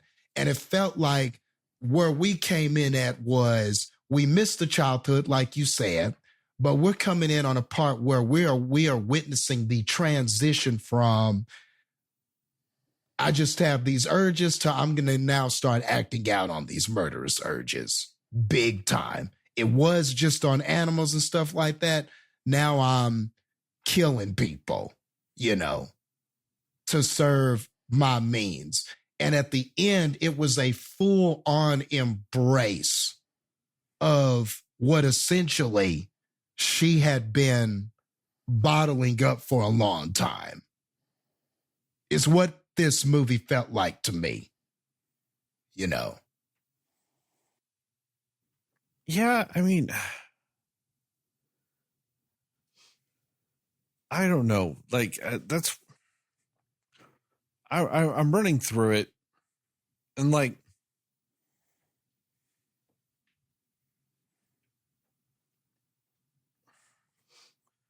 I mean, maybe you were right, Justin, when you said something more definitive, because like I said, she was acting out two different things. And while they do overlap, like she was describing and acting out two different things. And while there is some overlap between psychopathy and sociopathy, not really in those elements. You know what I mean? Like what she was doing weren't the things that necessarily like overlap. Now, I did misspeak. She was presenting sociopathy, but she was describing psychopathy. That's what I should have said. I did flip those when I said that. Because she was very impulsive, which tends to be more on the sociopathy side. But I don't know. Like that just never really meshed with me. And like I said, when you have the mom sitting there going, it's this, you've always been this, I think it would have just been nice to actually see some of that. Or see why did she always like lend herself into the fantasy elements? Like I think that at least that would have been something good to dive into. Like, why is she always escaping into a fantasy? Like there's hints towards that. Yeah. She's like, oh, Dad, I went and saw this movie. Oh, I saw the dancers, they had to be perfect, just like you always said. Maybe elements of that would have been nice to see. Like, is that how because they do say more or less that her dad is paralyzed from the Spanish flu. Like, how did is that residual guilt from her being the one that brought it there? Those elements, like some of that stuff would have, I think, added more texture to what we were seeing. Because is she feeling guilty for what she did to her dad? Or is she not feeling guilty for what she did to her dad? I think that's a nice texture to add to it with the elements that are already there.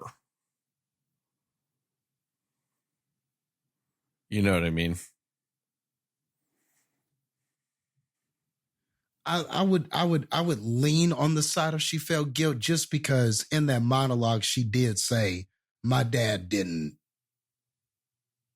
really deserve what I did to him. She did seem to have she had no remorse for the mom. Yeah, but that was just about killing him though. That wasn't about anything else. I'm talking about like she have guilt for making him sick. Yeah. And all I'm saying is I would imagine so, because it felt like there was on some level, there was some remorse for him. It felt like there were some feelings there for him that didn't exist at all for the mom. So that's why I'm just saying I would lean. I mean, I would probably lean towards a yes. I don't know if she would have. Could she not feel guilty, but then it felt that much remorse? I don't know. I feel like she would have. If she got him sick, there would have had to have been something, of some of that there. But I don't know. Like you said, we didn't get that. So, but maybe not, because if she's a sociopath or a psychopath, maybe not. Yeah. maybe she can just Okay. be like, well, he didn't deserve that. Not necessarily feeling guilt. Just going, I mean, didn't deserve that, but you know, what you gonna do? What you gonna do when Pearl coming for you? Comes for you. All right. Well, anyway, I'm done. I think we have to be done with this movie. Yes, We have to be. That didn't work like I meant for it to. It's like stopping it. I want it to be like bam, bam, bam. And it's just like start, stop, start, stop, start, stop. That's very anticlimactic.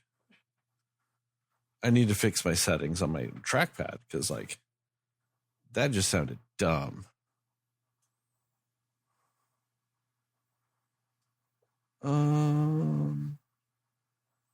Let's. If I did it that way, let's try it again. Nope, that did. I can't fix it tonight. I don't know what to do because it's dumb. I need to do that setting. I know I'm saying all this out loud.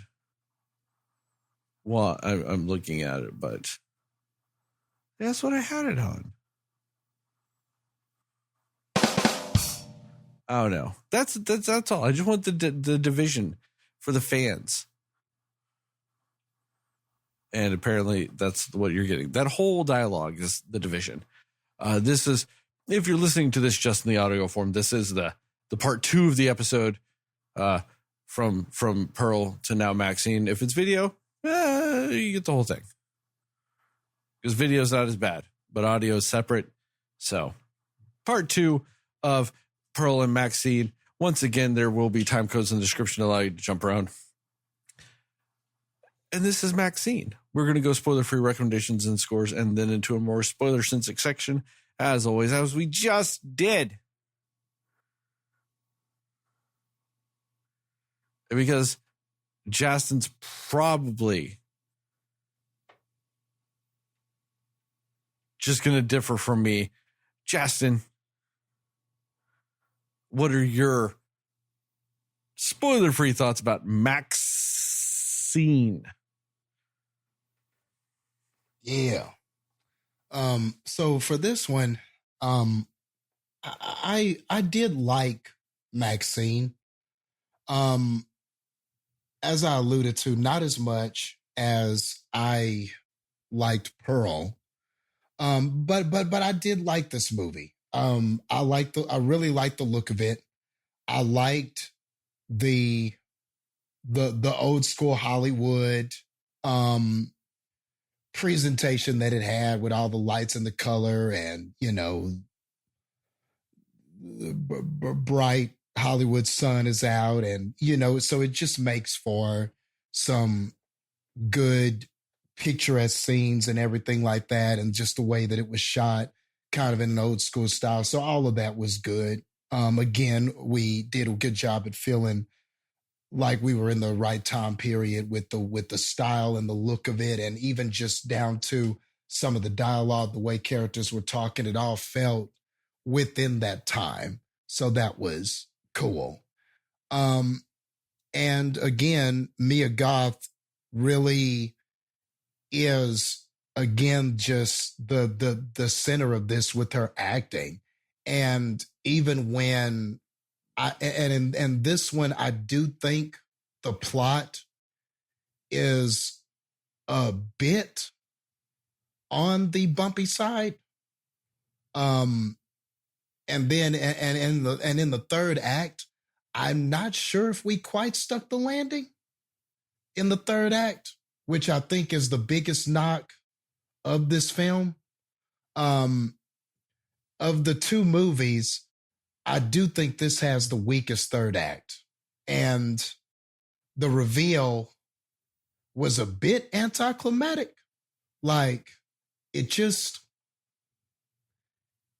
all just wasn't as epic as I felt like the movie was trying to make me think it was. And so ultimately, that's where I think the movie had some shortcomings. But overall, it is not a bad film, and it's still for the most part excels because of Mia Goth's performance as Maxxine. You know, she's just this character. I really like the Maxxine character. And there are some real moments where the character is strong, and what happens, you're like, man, Maxxine is such a badass. But and all of that is great. And when it executes in that way, it really executes. But just some of the things in the exterior of the movie. The use of the Night Stalker to kind of be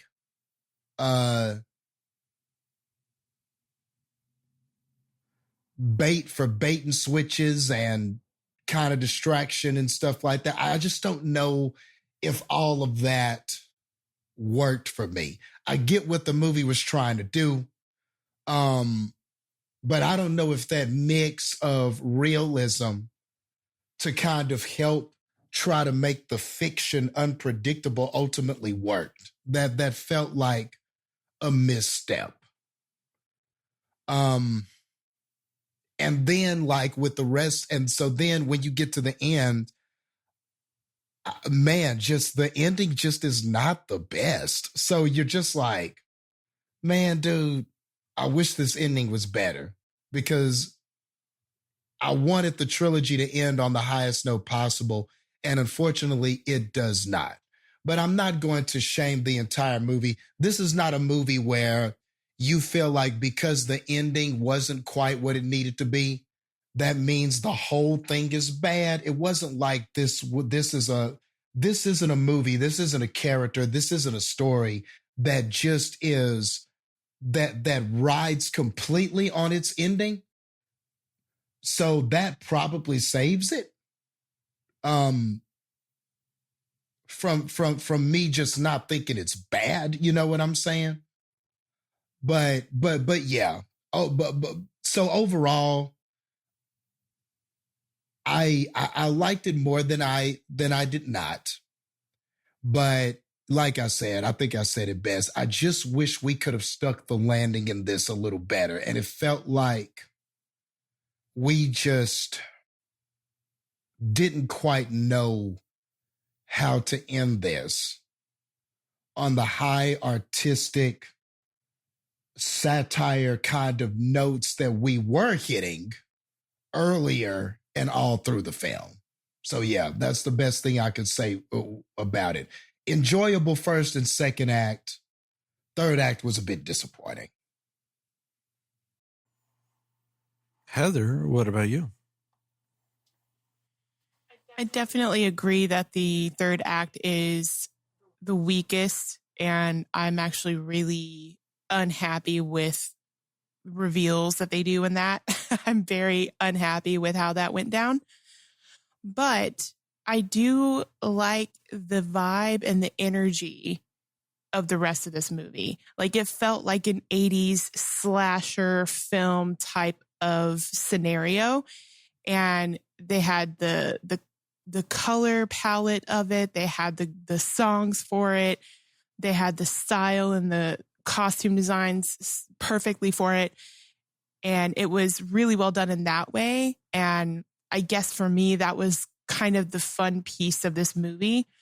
And to be fair, and maybe this is also part of why I like this movie better than I like Pearl, is because I think I'm just more interested in the character of Maxxine than I am in the character of Pearl.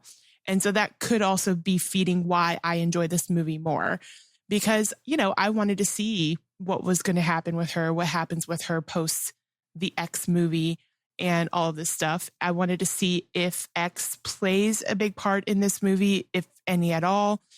And I just was, you know, more interested in this storyline in general.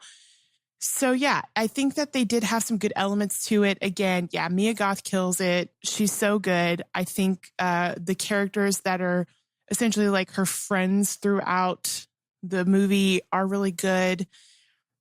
I think that there's some humor in it. Just some really subtle humor that I liked about it.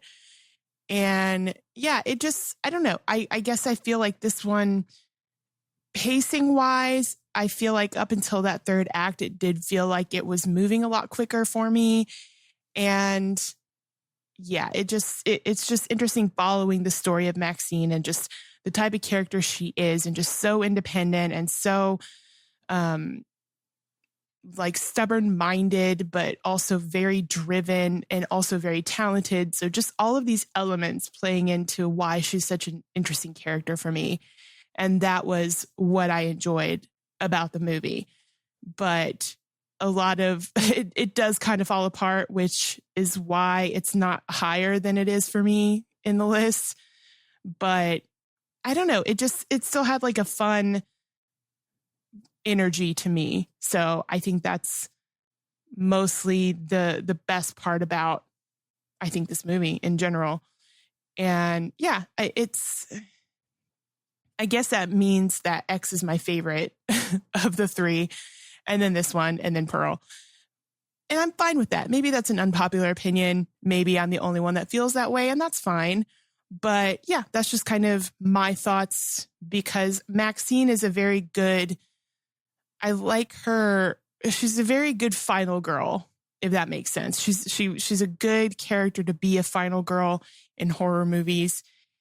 And when you have a good and interesting final girl, that's what makes me like a horror movie better. So I appreciated that about her character, I think. Yeah, that's all I got for now.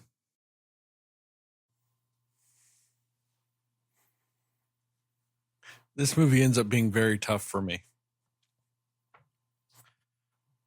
because I think, just like X and just like Pearl, there's lots of things I don't like.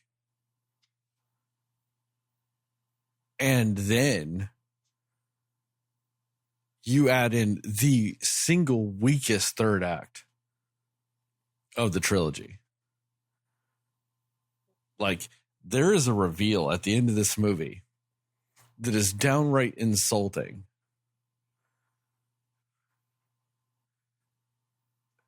Not Last Night in Soho insulting, because it's not like they tricked you. No, it wasn't that bad, but it's because just the entire movie, it's no shit, it's the one person it could be the entire time. They tell you at the beginning of the movie who the fuck this guy is without just saying the words. They might as well have flashing neon writing on the screen going, "This is the motherfucking guy," at the end of the movie.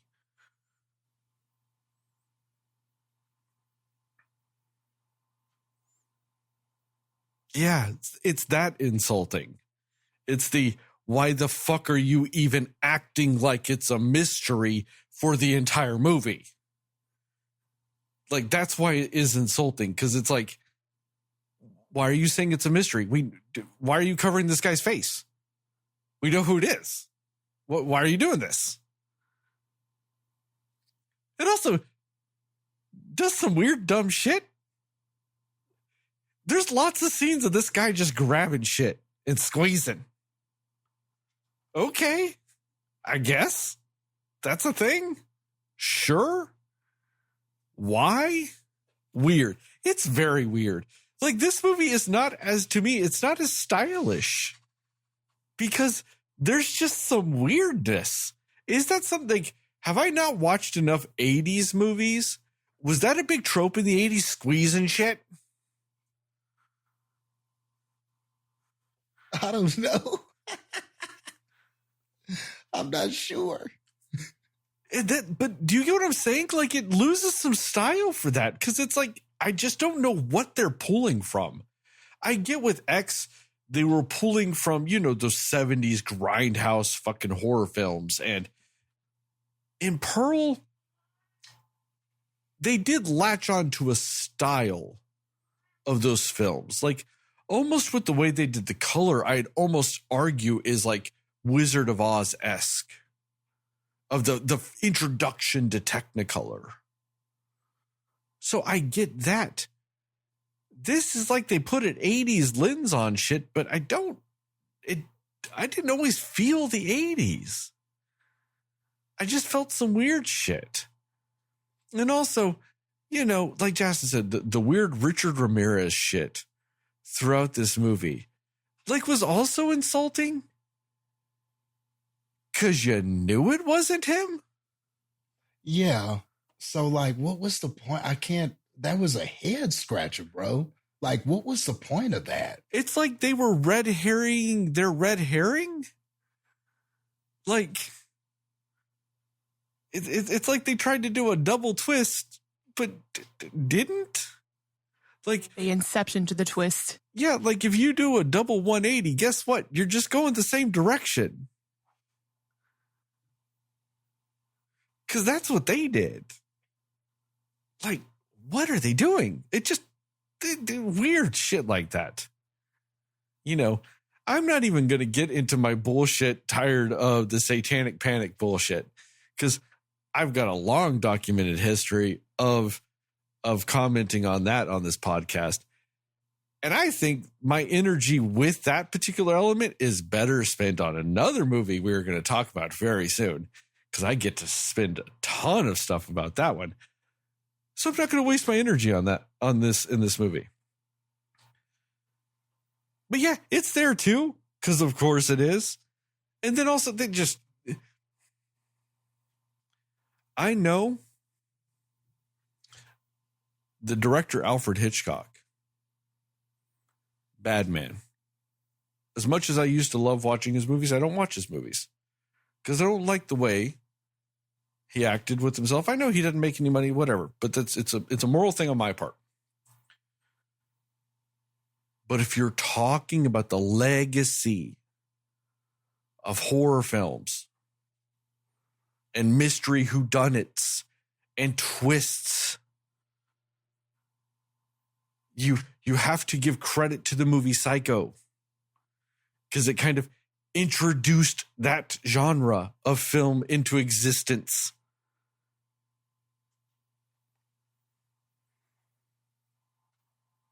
So don't put any literal reference to it in your movie when you're not doing that in any way, shape, or form to any degree that it did. Because like Psycho, good twist. Maxxxine, not a twist. Like, it's just not there. It acts like it is, but it's not. So don't have the progenitor of the twist horror film and be like, oh, look, we got the Psycho house. Remember Psycho? Look at Psycho. In your movie that fails horribly at doing that. Because it kind of makes you look worse. Because it makes me think of Psycho. And it makes me think how you didn't do it right. And that makes you look bad. Like, don't remind me of a good movie doing what you're trying to do in your movie doing it bad. That does not help you.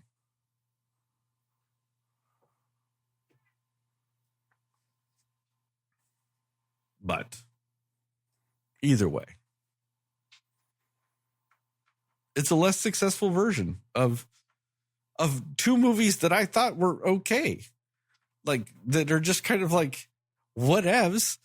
And you went, hey, I'm going to get you whatevs, but less.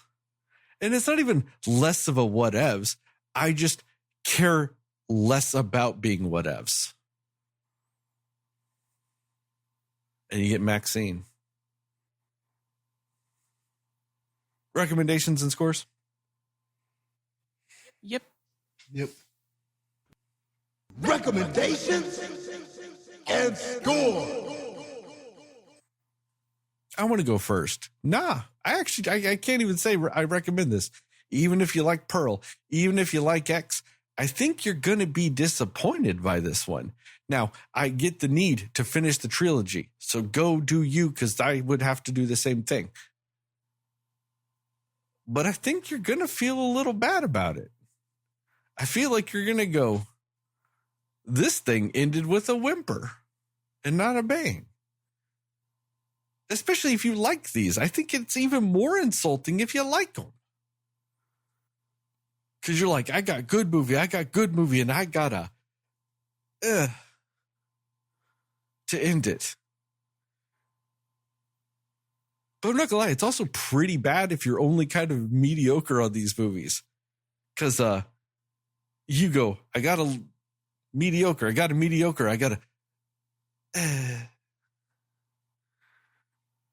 You're just like, okay. Even more anticlimactic than I thought it would be. I originally thought I was going to give all three of these movies the same score. I'm not. This is objectively worse. I can't actually give it the same score. It is objectively worse. I'm going to give this 42. Watching your daughter strip in a peep show? And getting so mad you just break a wood panel by squeezing it? Out of 100. Heather, what about you?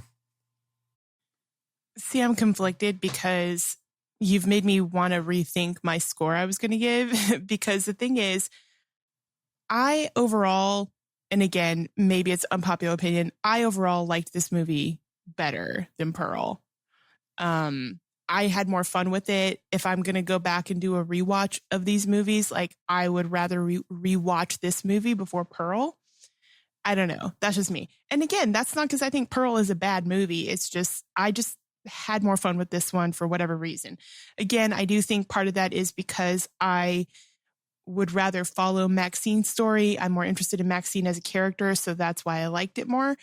But that third act destroys so much of what was good about the previous acts of the movie. And that does bring it down a few notches. So I guess because of that, I don't know, like I will recommend it because yeah, if you've seen the others, then you got to finish out the trilogy. Like I said, it's got the 80s campy, colorful, vibrant type of thing about it. And if you're like me and you're like, I want to see what happens with Maxxine, then you might like it. So, and again, could just be me. That's fine. But I like this one more. But I do have to give it lower than what I was going to give it just because of that third act and just some really bad decisions they make there. So that is actually going to put it at an even score with Pearl for me. So I'm also going to give this a 70. Video stores that used to, be open and you could rent movies from that no longer exist out of 100. You guys remember the porn rooms in those things? I used to have porn rooms. It's crazy how times change. Jastin, what about you? Yeah. Well, for me, I don't think I can say that, even though I do agree that the third act is disappointing, that, but I think there are varying degrees of bad. Not all bads are created equal. The third. That's fair, Jastin. This is not tarot. Yeah. You know what I'm saying? Like, not all bad is created equal. This is not good because it was obvious. But did the reveal at the end make sense for what we knew, for what the story, for what we've known and what we've developed and what we know of Maxxine thus far? To be fair to the film, yes, it makes sense for it to be this person at the end. It does. It does. It makes logical sense for for it to be this person at the end. The unfortunate thing, though, is that it was just too obvious. It was just more like a duh than it was oh, it's him. And that's the part that makes it disappointing. But it's not bad in the sense, it wasn't like we got to the end and it was a lollipop man and he's like, I'm going to suck the life out of you, X, or, it wasn't just so mind-blowingly dumb that I can say avoid the film. It's just that I just wish that had been executed better. And I just wish that we had made some better decisions. So it's like, but I don't think that gives me, I don't think I'm going to punish the entire film for what was just a common sense, like just uninspired, maybe that's a better word, uninspired reveal at the end. But I still think the first and second act were pretty good. I still think that Mia Goth has a good performance. I still think, and like you were saying, Heather, some of the other characters, they were entertaining, and there were some good scenes with some of these other people that were in the movie and some of these other characters. The film is of a decent quality. And there are times where it does reach the quality of X and Pearl and stuff like that. But those narratives in X and Pearl are just better put together narratives. The stories are a little more cohesive, and those endings in X and Pearl just seemed like meatier, more impactful endings than what we got in this. I loved the ending of X with Maxxine, and I think that's a perfect way to kind of to end this. Like at the end of the X movie,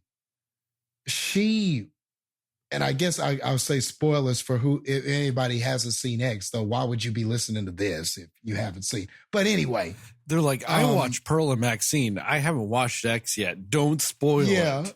Yeah, don't spoil it, man. Don't spoil it. But I think this is very fitting for how to describe this film. At the end of the X movie, Maxxine runs over Pearl's head, and after Pearl's head splits in a million pieces from getting ran over, Maxxine's driving in the car, and she's like, divine intervention. And she says that, and I believe then she snorts some cocaine, doesn't she? And then she's, I believe that's what happened. And then she's driving along with all this confidence, and just you feel like the whole road is ahead of her. Yeah, she snorts cocaine and says, "Praise the Lord." Yes, yeah, something like, and divine intervention. And the interesting thing is that in this movie, that same phrase is used. She says something to another character and she says divine intervention, not to spoil too. I don't think this is too bad of a spoiler, but she says, I got from you what I needed.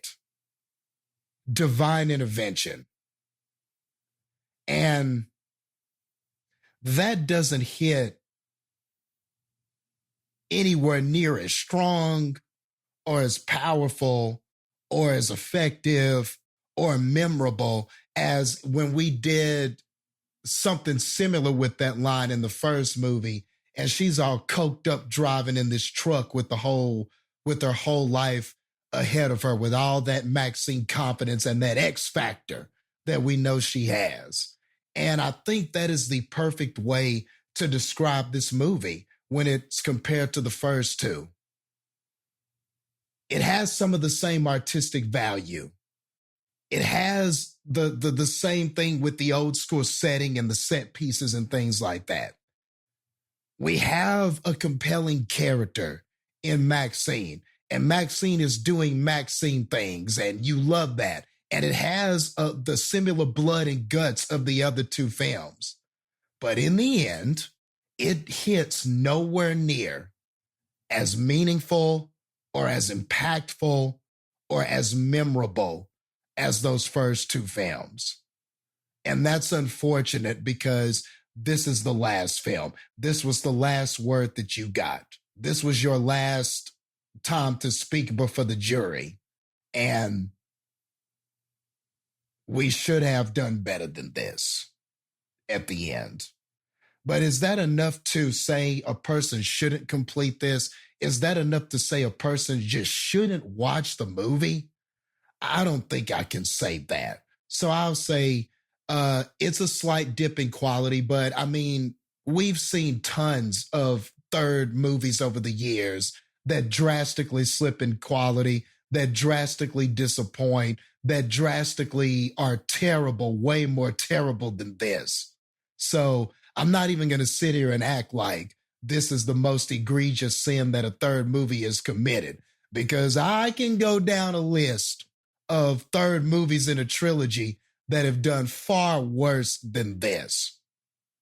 You know, at least this just did the obvious thing and was disappointing. At least it just didn't do it, just downright just illogical shit that was just disappointing, like I've seen in some third films. So I will at least give the movie that. I want to be fair to it. So with that being said, you know, I think I gave X like 80 something. I just gave Pearl a 90. So yeah, I'm about where Heather is with this. I think this is about a 70. It's about a 70. And I took 30 points off for the third act. You know, it is why it gets that score. So I'll go 70. 70, the quote that Maxxxine says all the time, "I will not accept a life that I don't deserve." I think that's some badass shit. So that's tight. Yeah, 70 of that kind of confidence out of 100. Tight like the scarecrow scene?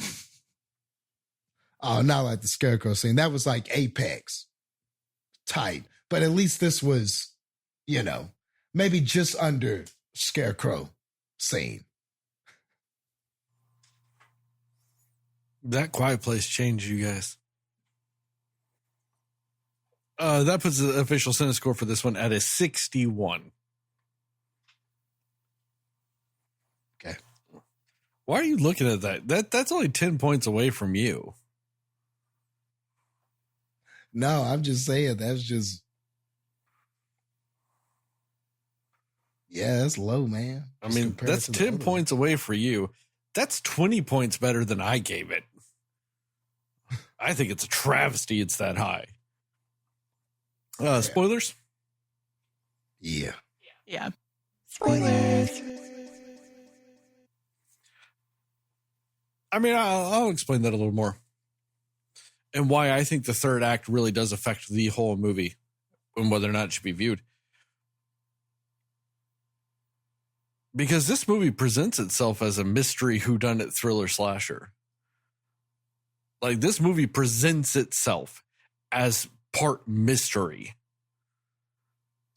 Except it forgot to have mystery. Like, it's literally like, so if you really look at it as like a mystery thriller slasher, like those are the three elements of this movie. It left one of them out. So now it's only 2/3 of the movie it says it is. From the beginning, it starts at 66% with that. And then to me, in doing so, lessens the thriller part. Because like the thriller part is hinging on the mystery. So when you lose the mystery, and there's less of the thriller aspect of the movie because of that. It has some of it. It's not like the mystery where it just like forgot to pick up the mystery at the store. It just has less because you're like, oh, trying to now divvy up this 2/3 to the rest of the thing. You know, it's like having Thanksgiving dinner and being like, all right, guys, we're going to have Thanksgiving dinner and all the fixins. And I'm going to say this thing because I know this will affect Jastin the most. And it's like they just don't have any roles.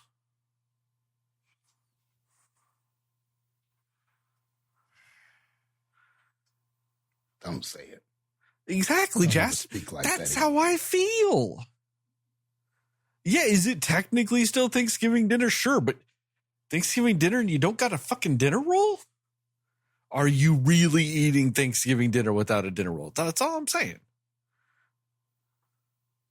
Okay, I get that. You know, I gotta eat other shit to make up for it. It's just, it sucks.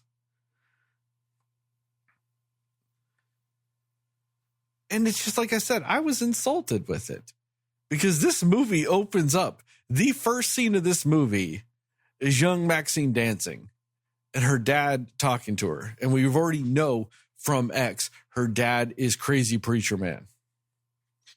And you hear Crazy Preacher Man talking to her while she's dancing, going, you're going to be the most famous dancer in the church. Because apparently in 1970s bumfuck nowhere, wherever the fuck they were, they do dances from the 1920s in church. And you're going to be a big star in church. But you could just tell from that opening scene of the movie, the second this movie goes, hey, it's a secret slasher. Because I'm not going to make the claim I knew the dad was the killer from the beginning of the movie. Because you don't know there's going to be a mystery killer throughout the whole movie. But I am saying the second they introduce the mystery killer, the first thought that will go through anybody who like if you missed the beginning of the movie, maybe it won't be. But if you've watched the entirety of the movie up to that point, your first thought is, oh, it's the dad. And then the movie goes, hey, but wait, maybe it's the Night Stalker. Ooh, could be the Night Stalker. And then you go, no, it's the dad. And the movie goes, but wait a second. There's pentagrams like the Night Stalker. And then you still go, no, it's the dad. Like at no point in this movie do you not think it's the dad. It like I said, it red herring's a red herring. It gives you a red herring, but it didn't really. It fakes that. It fakes giving you a fake out. And so like from that second, the mystery is gone. And so it's like when you're watching a movie that's just got a hole in it. From the second they introduce the mystery, it's got a hole. And it really is almost like you're watching a movie with a donut hole right in the middle of the screen. That's how I felt the entire movie. Because the mystery was gone. And you had good performances. Was it Megan Moynihan and was it Bobby Cannavale, or how the fuck you say his name? Like, they were fantastic as the detectives. I thought they were great as the detectives. I thought, Mia Goth was good. Now, I will, let me re-preface everything, I guess, for a little bit. As much as I think these movies have been more or less a bunch of whatever, and this one is just a whimper, Mia Goth is a consistent and great aspect of these movies throughout. Like, I want to give her that credit. She's not my problem with these movies at all. In fact, she's what kind of saves these movies for me. She's good in all of these movies. She is the reason to watch these in my eyes. Nothing else. I don't like anything else. She's the reason to watch it. And she does fantastic in this. Just like everybody else. Or, just like for most of the people. And just like, I shouldn't have said just like everybody else, just like she has been. She did not dip in quality in this movie. The movie did. she's good. So I just want to get that out of the way. Fantastic. Go her. Maybe she'll be great in the potential Blade movie. Who knows? Honestly, she's one of the things I'm excited about to see. I want to see her do something like that because of what she's done in these. Anyway. But this movie just whimpers along. There's some good elements. I like the car crush death scene. That's fine. That's a good scene. Well, interesting. I liked some of the 80s flair to her friend being killed in the movie, in the video store. It had an 80s vibe to the way they showed the death. But then also, what the fuck was Kevin Bacon doing? He was overacting, but I don't know if he was overacting the right role. Like his role never felt natural to me. And also, one of the scenes that just drove me nuts in this movie, it's this small little nitpick, but like I said, a third of the movie was missing in my eyes, so I had nothing else to do on my time than to nitpick everything going on in the background. So when he's chasing Maxxxine throughout the movie studio, and they're going through all the backlots and all this other stuff, in one of those scenes, they run by an extra that is literally a security guard. And they just run right by him. And he stares at them while it happens. Now, is it the same one that maybe comes and escorts him later? I don't know. But I'm going to assume no, because that guy wasn't going, hey, what are you doing here? He would have been like, why the fuck are you chasing somebody throughout this movie set? But like, yeah, there is just a security guard in the background staring at it happen. And I was like, nobody? Not going to say a damn thing? He's like, that man sure is chasing that woman that is the lead actress of a movie here. Oh, well. Time to go eat a turkey sandwich. I don't know what the fuck was going on in that man's mind. I think that was an accident. I think it was an accident that he was there. And I think it's even more of an accident that he's wearing the fucking security uniforms. But it happened. And it's weird. I did not like that. You know what else I didn't like? There's a scene later in the movie when there's a big shootout after the dad's revealed to be the guy. And then apparently, I don't know, their Christian cult just has all the guns and they're doing that thing. There's a scene where the two detectives are like under a little wall. And Michelle Monaghan's character goes, cover me. I have to reload. You're already behind cover. You were a cop. You shouldn't be telling the other cop to cover you when you're already when you've already got cover.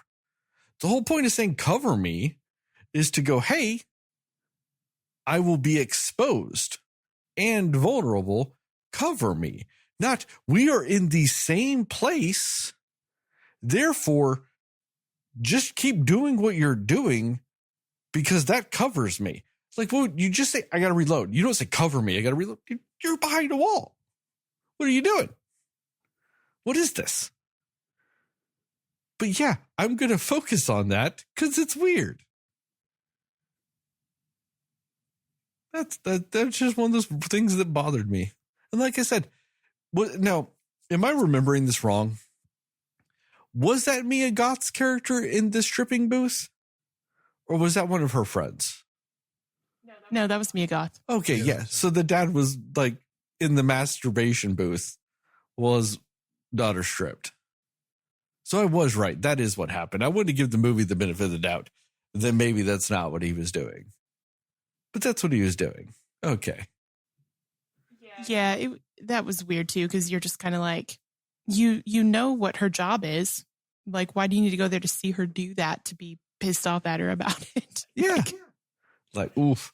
Maybe she's just one of the good girls that sits in the back and does the accounting. She does all the porn movies, but maybe she just does the accounting. And once again, why was he just grabbing shit? He's grabbing everything. They just really loved going in on his hands, just going, ooh. And like that shit, like you can't break off a wood panel off that window and the woman on the other side not hear that. Like, yes, those were meant to be mainly soundproof because, yeah, you don't want to subject the sex worker to the horrible, depraved things the person's doing on the other side of that wall. You don't want them to have to hear or see all that. I totally get that. But this is also the 80s. Soundproofing technology is not what it is now. You cannot break something off the window and they not hear that. She would have heard just wood splintering. Like, that's just a thing. Especially on a shared wall, sound vibrations would just vibrate through the wall. That's just how sound works. You have to have something absorb it. They even knew that back then, but still. It's just weird. And my final thing. In the 80s, when they did plaster Paris heads, did they not stick straws up the nose? I thought that's something they've done ever since they started doing those things. Yeah, I thought so too. Because otherwise, how did they breathe? Her whole face was covered, and she's like, just sit for 10 minutes. I'm like, and breathe how? Like, I get in the real movie that, like, yeah, they made it, but I'm just like, that's weird. Why wouldn't you put that? I don't know. That just irked me. It was weird. Jastin, what about you? Cool. So from the outset, like you said, at first, you're not really sure that this is like a mystery movie in that way, just with the way it was presented. But at first, I thought it did a good job of at least making me curious as to what we were doing, because it was doing the Night Stalker stuff and showing that. So I'm like, well, how is that going to come into play? And a part of me was like, yeah. And then a part of me was like, should it come into play? Like, this feels a little weird because people actually died and were killed and stuff like that. So it also feels a little kind of, what's the word? Problematic, that maybe is it somewhat problematic that we took this real situation where these real people died and this thing, although I understand it is something historically that happened in this time period. Is it weird that we use that as just simply a red herring to like try to throw your audience off the scent of who the killer is? I think there's two ways to look at it, because I think there's two ways to do it. Look at Spike Lee's Summer of Sam, which takes place during the Summer of Sam killings. And it's used to show the effect that the Son of Sam killer had on New York City during that time period. People's amped up emotions and mistrust and paranoia was fueled by that, and it caused them to do terrible things because of that happening. And I feel like that's partially what they were trying to do here, is kind of show that the Night Stalker was influencing things in the city. But I think ultimately what they did is what you said, Jastin. They took this thing that is legitimately tragic because this man was murdering people and made it the red herring for their movie, not the background to show the effects of this type of thing on society. I think that's what they were trying to do. Like, show the effect that the Night Stalker was having on the mentality of people in LA whilst this movie was also happening. But it became the scapegoat.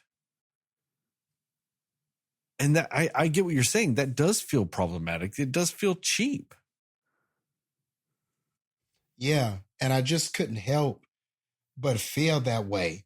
And like, maybe if it had been used another way, like, let's just say they use that and maybe the detectives were assuming, maybe if there was some way they could have used it to be like, well, people, they thought the Night Stalker was caught, so everybody thought that the situation was over or it was going to end, or I don't know. I feel like if something had happened in it that was a reflection of real life, because they talk about in the Night Stalker documentaries and stuff like that, how the police forces had trouble communicating, or there was a failure to communicate between police precincts and stuff like that. And so maybe he could have been caught sooner, but information wasn't being relayed correctly, and media and all of that stuff. And maybe if in this movie the police were confused or something, because or maybe they were so focused on the Night Stalker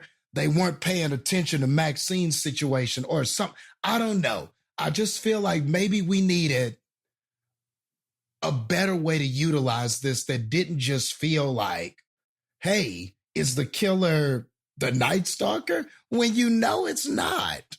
You know it's not. So then it feels, like you said, it feels cheap. It feels like it's only there to serve as this red herring. And it feels dirty a little bit because there's a million other things you could have done that could have been the same red herring. If all it was going to be was a red herring, then you could have not called it the Night Stalker, but you could have just said the Night Killer has been going around doing all this. It could have just been any other random serial killer that the cops are distracted with. And that's why they're not focused on Maxxine. So Maxxine has to handle this problem herself. It could have just been anything. And if you would have said the Night Killer or something, people would have been like, oh, well, maybe people would have been like, oh, is that kind of an homage to the Night Stalker? I just don't know if I would have literally used Night Stalker. I don't know. It feels weird. I really like that idea, Jastin. You're already in a parallel universe where they're making Evil Nun 2 or whatever the fuck movie they were making. Like the Puritan or some shit. Yeah, like that shit. They're already doing that. So it's a fake movie. It's a fake thing. I like that idea, Jastin. Have the Night Killer. Yeah. It's LA. It's the 80s. It's obviously the Night Stalker, but it's not taking a real life tragic thing and going, maybe it's that, guys. Yeah. Like, just, yeah, it's already a parallel universe. Have a parallel thing. Just do that. Yeah, because I liked that idea. That's the smart way to handle that. Yeah. Yeah. And that way you could have it in there. You know what you call him? Call him the Night Devil. Yeah. Something like that. Yeah. That would have been, because then it ties in with everything else with the dad and stuff. So yeah, you could have just done something like that. But I just couldn't escape the feeling of that just felt a little dirty to me. That just felt a little uncomfortable. I was like, should we be using this? And like, I guess you're seeing more directors do stuff like that. Like what was the Quentin Tarantino movie where we sort of Once Upon a Time in Hollywood? Once Upon a Time in Hollywood. Now there, he used it, but he kind of, he admitted even before the film started, I'm going to use this, but I'm using it. I'm going to create this fantasy ending where I wish this would have happened to these killers and these people and stuff like that. That I didn't feel like that was egregious because we were admitting right away that, hey, we know this, it didn't happen like this, but God, I wish those son of bitches would have got what they deserve. So I'm going to make this movie and I'm going to change the way the events occur at the end because I wish it had happened this way, even though we know it didn't. And I'm going to pay homage to the victims in that way, not the victimizer or victimizers in that case. This, though, I not to re-explain it again, but it feels a little dirtier because the actual killing that the Night Stalker did and the intimidation and the fear and everything like that is driving a portion of this film, and you're trying to fool your audience. It just, man, it just feels, I just don't think we should have touched that. But not to beat a dead horse, but yeah, I just couldn't escape that dirty feeling about that. But at the beginning of the movie, I liked at first the story we were telling. I liked catching up with Maxxine. I liked where she was in her life, where she seemed so confident and she still was so driven and determined to get out of this situation. And even though, you know, we're doing the dancing and all of that kind of stuff to make ends meet, I was rooting for Maxxine. I just like her unwavering confidence. That line, you know, I will not accept a life that I don't deserve. I just think that that's badass. I think that's cool that the character feels that way and thinks that way. And when Mia Goth plays this character, she just exudes that. And she was determined to not let the traumatizing situation in X beat her, or that just be what happened. You know, all of that kind of stuff was in there. And there was even a little trauma from what happened in X. So I like that. You know, I like that there was some almost PTSD-ish kind of stuff going on with her a little bit as it pertained to X as well. I like how a little bit of that was there too. Though maybe we could have dove into that a little deeper, you know. I feel like if this was Pearl or X, we would have. But, you know, we didn't hear with that because we had to do this mystery thing that wasn't a mystery. I almost wish that was the film. That might have just been a better film. Maxxine trying to be a movie star, but this X shit still bothering her shit. You know, she's going through a time mentally because of that shit. And, you know, maybe the culprit is just some Hollywood, I don't know, vindictive woman trying to keep her down. I don't know. I just wonder if maybe if we needed to, or maybe this woman is killing people and she's killing people that's trying to, you know, upstage her in Hollywood and she sees Maxxine as a threat. I don't know. I just wonder if maybe we could have done something other than this mystery thing. But with that being said, I liked the movie. I'm trying to make it in Hollywood aspect of the journey. I really liked all of that. I liked her friend that worked in the video store. They had a cool relationship. I thought that they had some good scenes together and some good rapport. And then I liked when Maxxine just got to do Maxxine things, like that chase on the movie set was cool. And when finally that guy thought he had her and she pulls the gun out and everything, you know, all of that stuff, there was a lot of cool stuff happening with Maxxine that I thought was fun. And those are the things that I really look at and go, those would be the things that I'm not going to say it, that allow me to forgive the third act, but I don't just want to forget about the scenes that I enjoyed because this wasn't quite able to stick the landing in the end, because I did enjoy a lot of those scenes. And when the killing happened, they did some stylish stuff. Like one of you alluded to the kill with her video store friend, and that did have some stylish touches, and that did visually look disturbing. Sorry about that, in a way. And so there were times, and when you had to have a little gore and stuff like that, it was definitely in the spirit of what we've seen before. So all of that was on point. And then the 80s dressing was good. The 80s music was good. I liked seeing how the way people were dressed. And, you know, there's just something about that time, and you remember things from it and how people dressed and everything. So all of that, even kind of like the sometimes grainy quality of the camera work and stuff, was very 80s. So all of that was just good shit, man. I mean, but unfortunately, when you get to the end and it's the father, you couldn't help but just go, man, that was like, duh, is that it? Like, is that really? And I mean, it just sucks because the way the other movies and the previous movies set up, who else could it have been? In the X movie, no other possible antagonist was alive at the end.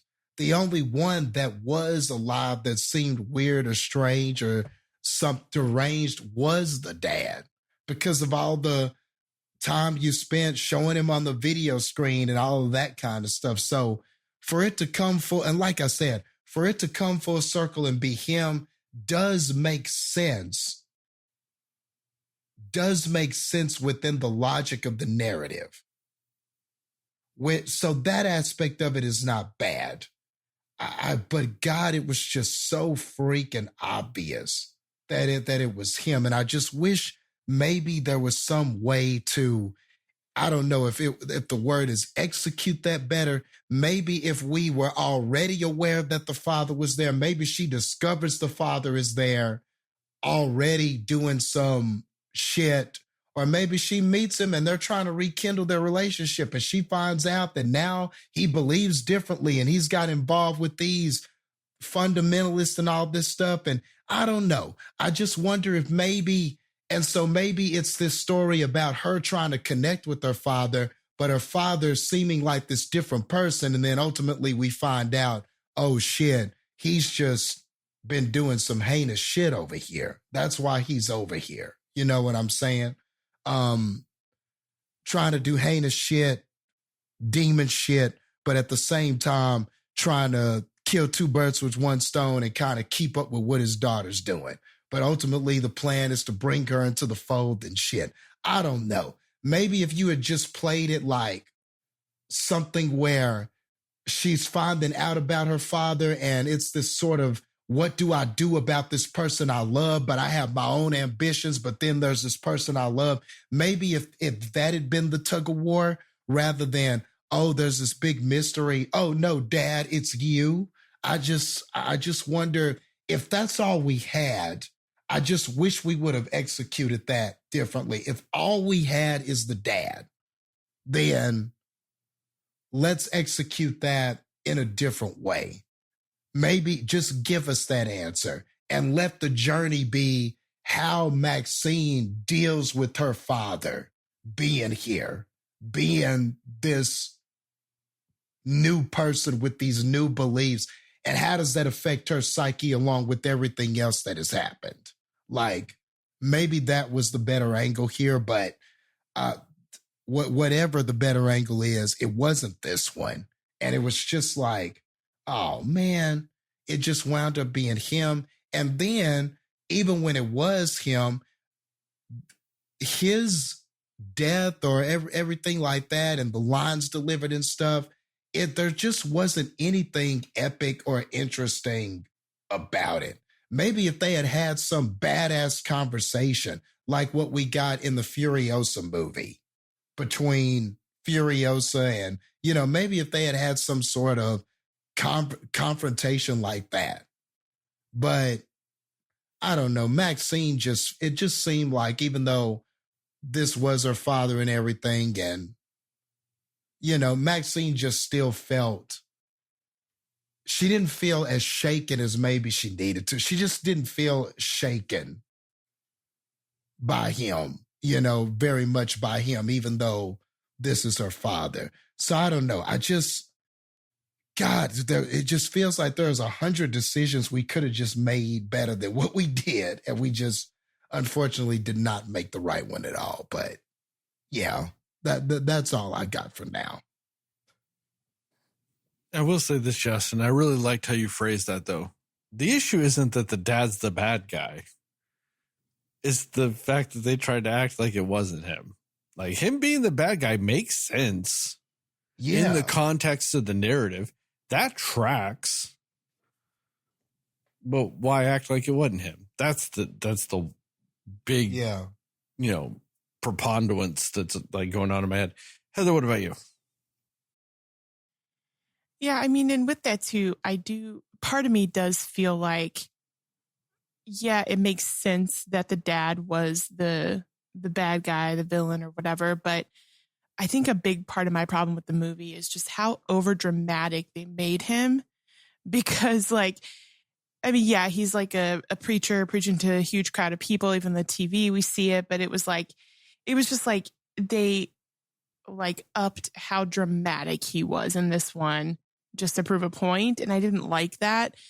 And yeah, like him being the bad guy, it does make sense, but it was just at the same time, it's also like because I remember thinking throughout this movie, especially towards the end, I was like, they better not make it the dad, because it felt like that was what they were going to do. And it felt like that was just the direction it was going. And I wanted more for the movie. So I was like, oh, it better not be the dad. Of course it's the dad. But it's also just like his character just has a complete turnaround. Like in his, self-righteousness and feeling like he's doing the right thing. He's like murdering people. He's trying to be a copycat. He's just doing all the wild things that you're just like, when did this happen? And like, what got you here to be this over the top with your point across to give your daughter what she always wanted, to be the star of whatever it was. Like, it was so like they were reaching on that. And I'm just like, if you're going to make him the bad guy, give him a little bit better motive, give him a better like arc of what he's doing with his being a villain. You know what I mean? And to say something really quickly, Heather, now you're just making me think about him. I wish that, and I'll try to make this quick, I wish that his motivation and Maxxine's motivation paralleled in a way, because Maxxine is so driven by her ambition, right? And maybe on the other side of it, he was driven by the ambition, but maybe from a religious angle, or trying to be this all-powerful kind of religious person. And he just had this unrelenting ambition to be that. And maybe it could have been a cautionary tale for her in some sort of way. Like, damn, look at my dad over here doing all this shit. Well, I'm ambitious too. I want to be a star. I said by any means necessary, but am I willing to be him to be a star? Maybe if there was something there like that. Yeah, no, I get that. And it's one of those where his whole character in X was he was this preacher, just fire and brimstone preacher who his daughter had strayed away, and he wants everybody to pray that she'll be brought back.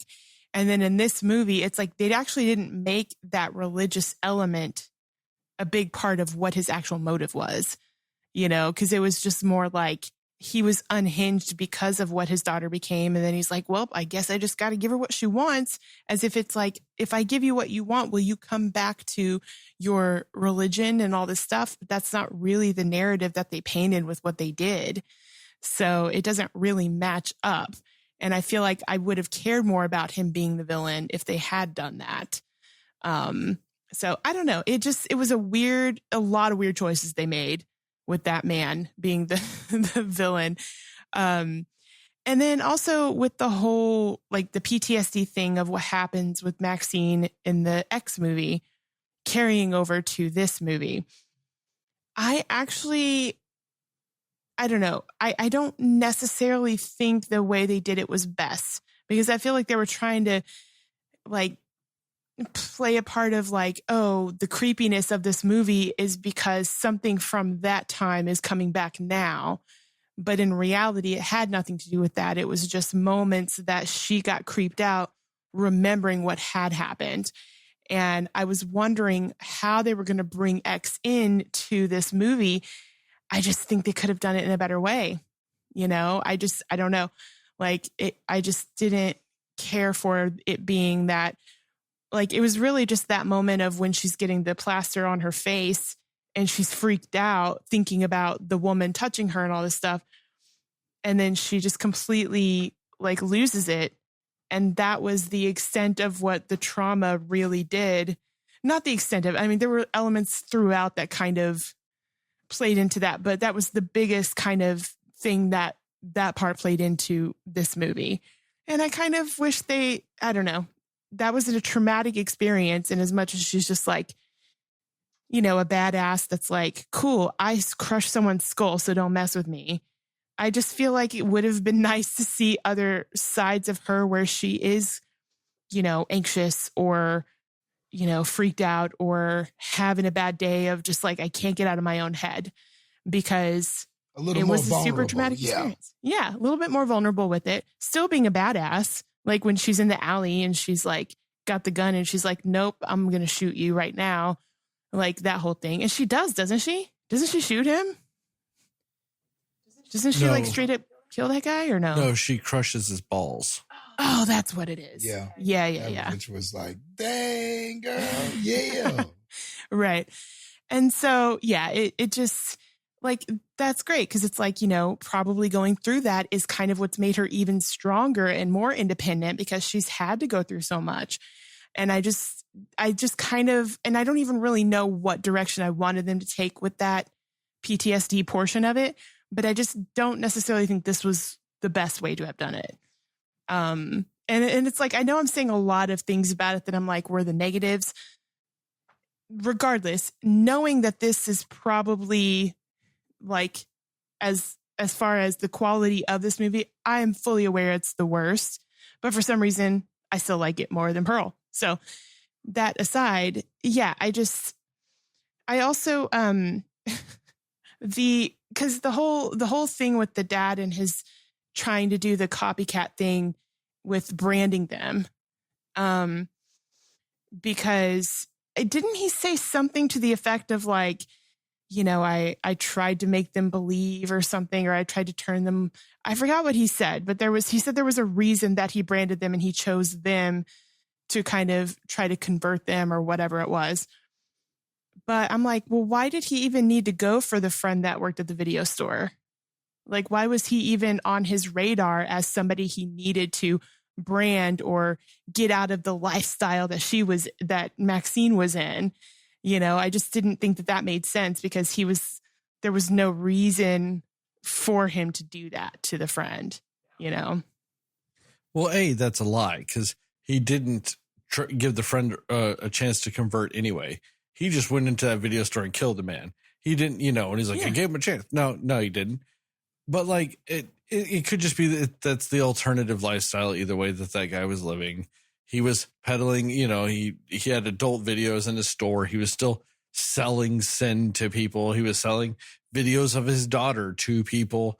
You know, it's that type of thing that he's still a part of that counterculture or that lifestyle that he didn't agree with. So that's why the friend would be a victim in his eyes, especially because he's somebody in that lifestyle that's friends with his daughter. He thinks any of those people in that town are what's corrupting her, you know, those elements. So that, you know, that tracks. But like I said, I do agree, though, it's a lie, because he didn't give that friend a chance at all to convert. He just went in, dead, you know. So, but I mean, one of the things I'm confused about is like, why was she trying to hide the fact that she was the person that survived that massacre? Because like, wouldn't that make her famous and help her be a star if people knew she survived a fucking massacre? Like, which that is true, but I guess for me, like, my takeaway from that was she didn't want that to be why she was famous. She wanted it to be because she was talented, you know, but I could be wrong. I mean, maybe. I just don't think you would need to hide it or hide from it. Like, because they were acting like she was a criminal on the run from it. And I'm like, I mean, even in this day and age, they would be able to figure some stuff out. I mean, you know, there's some elements of that shit that obviously she did not commit. Therefore, she was not the one doing this shit. You know, especially she's not from there. And there's the dead guy tied up in the basement. Like, it's obvious the people that lived at that house, i.e. the old people, were the ones committing the crimes, you know? So I don't know. I just thought that was a little weird, but I mean, I guess if you're using the logic of, oh, she just doesn't want that to be why she's famous. All right. Yeah. Do I think that's a little weak? Sure. But I will buy that. Like, if that's the explanation you want in your movie, cool. That's what it is. Like, I'm not going to harp on that aspect of it a little, too much. That was just something that was in my head with it as, why is she acting like it'd be the worst in the world if people knew this? Yeah, and that's fair. But also to that point, why? Because it was her dad that sent her that video of her in the porn movie from the house, right? Why did he have that? How did he get that? And why? It's like, I'm doing this for you. All of this is just for you. But let me like blackmail you and also creep you out and not let you know that I'm doing this for you. You know what I'm saying? Like, his just everything about the dad being the one is just, they needed to really flesh that story out better. Because it's like, yeah, it's all for you. And this is all you've ever wanted. And I just want to do this for you. But you didn't want your identity known for the entire movie. Like, I don't get it. But I will say, like, as far as the other characters go, I don't remember if she was the director or the producer, the blonde lady that was like really trying to help her out. She was the director. The director, right? Okay. I liked her character, and I feel like, in a sense, it felt like Maxxine looked up to her because she was also a very independent, took care of herself type of lady. And I think Maxxine, it just felt like in certain moments she was like, that's what I want to be ultimately. Like, even more so, I want to be like this lady who just doesn't take anything from anybody. And she's just doing this on her own. And she's so successful and all this stuff. It just felt like that was someone she was looking up to, which was kind of a cool element to it. But I think that they also could have done a little bit more with her in this movie. Maybe at the end, she's trying to help her survive or something like that, to where she just was a little bit more involved at the end. Is it Giancarlo? Is that how you say his name? He always delivers. It doesn't matter if he's in a movie for 5 minutes, he will be on top of it. I liked his character in this. I think it was wild that he's just like, okay, I'm your agent. I am going to kill this man in a very brutal way for you, just so that he leaves you alone. Like, but okay, cool. He's got my back. I know that much. But that was just so, like, that escalated so quickly. But with Kevin Bacon's character, I get what you're saying, Sterling, about like he was overacting, but it wasn't the part where he needed to do that. But for some reason, there was something like goofy and quirky about what he was doing that I was like, it's bringing a little bit of life to this movie. I don't mind it. But he did have like that foghorn leghorn type thing going on with his accent, whatever that was supposed to be. But I did kind of like what he brought, just because he was so, I don't know, there was just something about him that was very, like, I don't know, interesting to watch, I suppose. But the way that he died was brutal, but it was one of the better deaths in the movie, I would say. And the detectives, I agree. I liked the detectives. I could have stood more of them in this. I liked their partnership together and how they played off each other. They, in general, were good characters. It felt like, even though the one guy was like, oh, I wanted to be an actor, and now he's a detective, I still liked it because you feel like both of them were actually doing detective work in some ways. Like, I kind of appreciated that about their characters. And then just another thing too about the ending, whenever, she's standing over her dad and she's about to shoot him, and there's like the helicopters flying above her.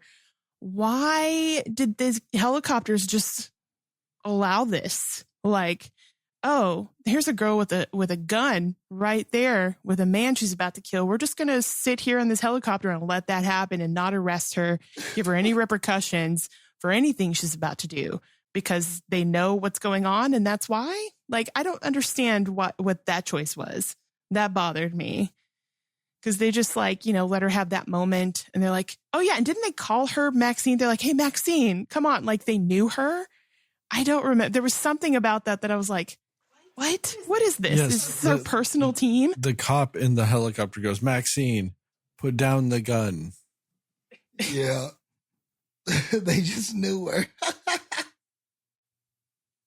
Well, it's also like, Okay, yeah, it's either in the premonition or her dream, or it was the future when she's at the premiere for her movie. You know, they're not clear as whether or not it's a dream or if it's like actually what happens or whatever. That's fine. You know, they don't have to, whatever. It's a whatever scene. But they're like, how does it feel to be in the most successful movie of the year? It's the premiere.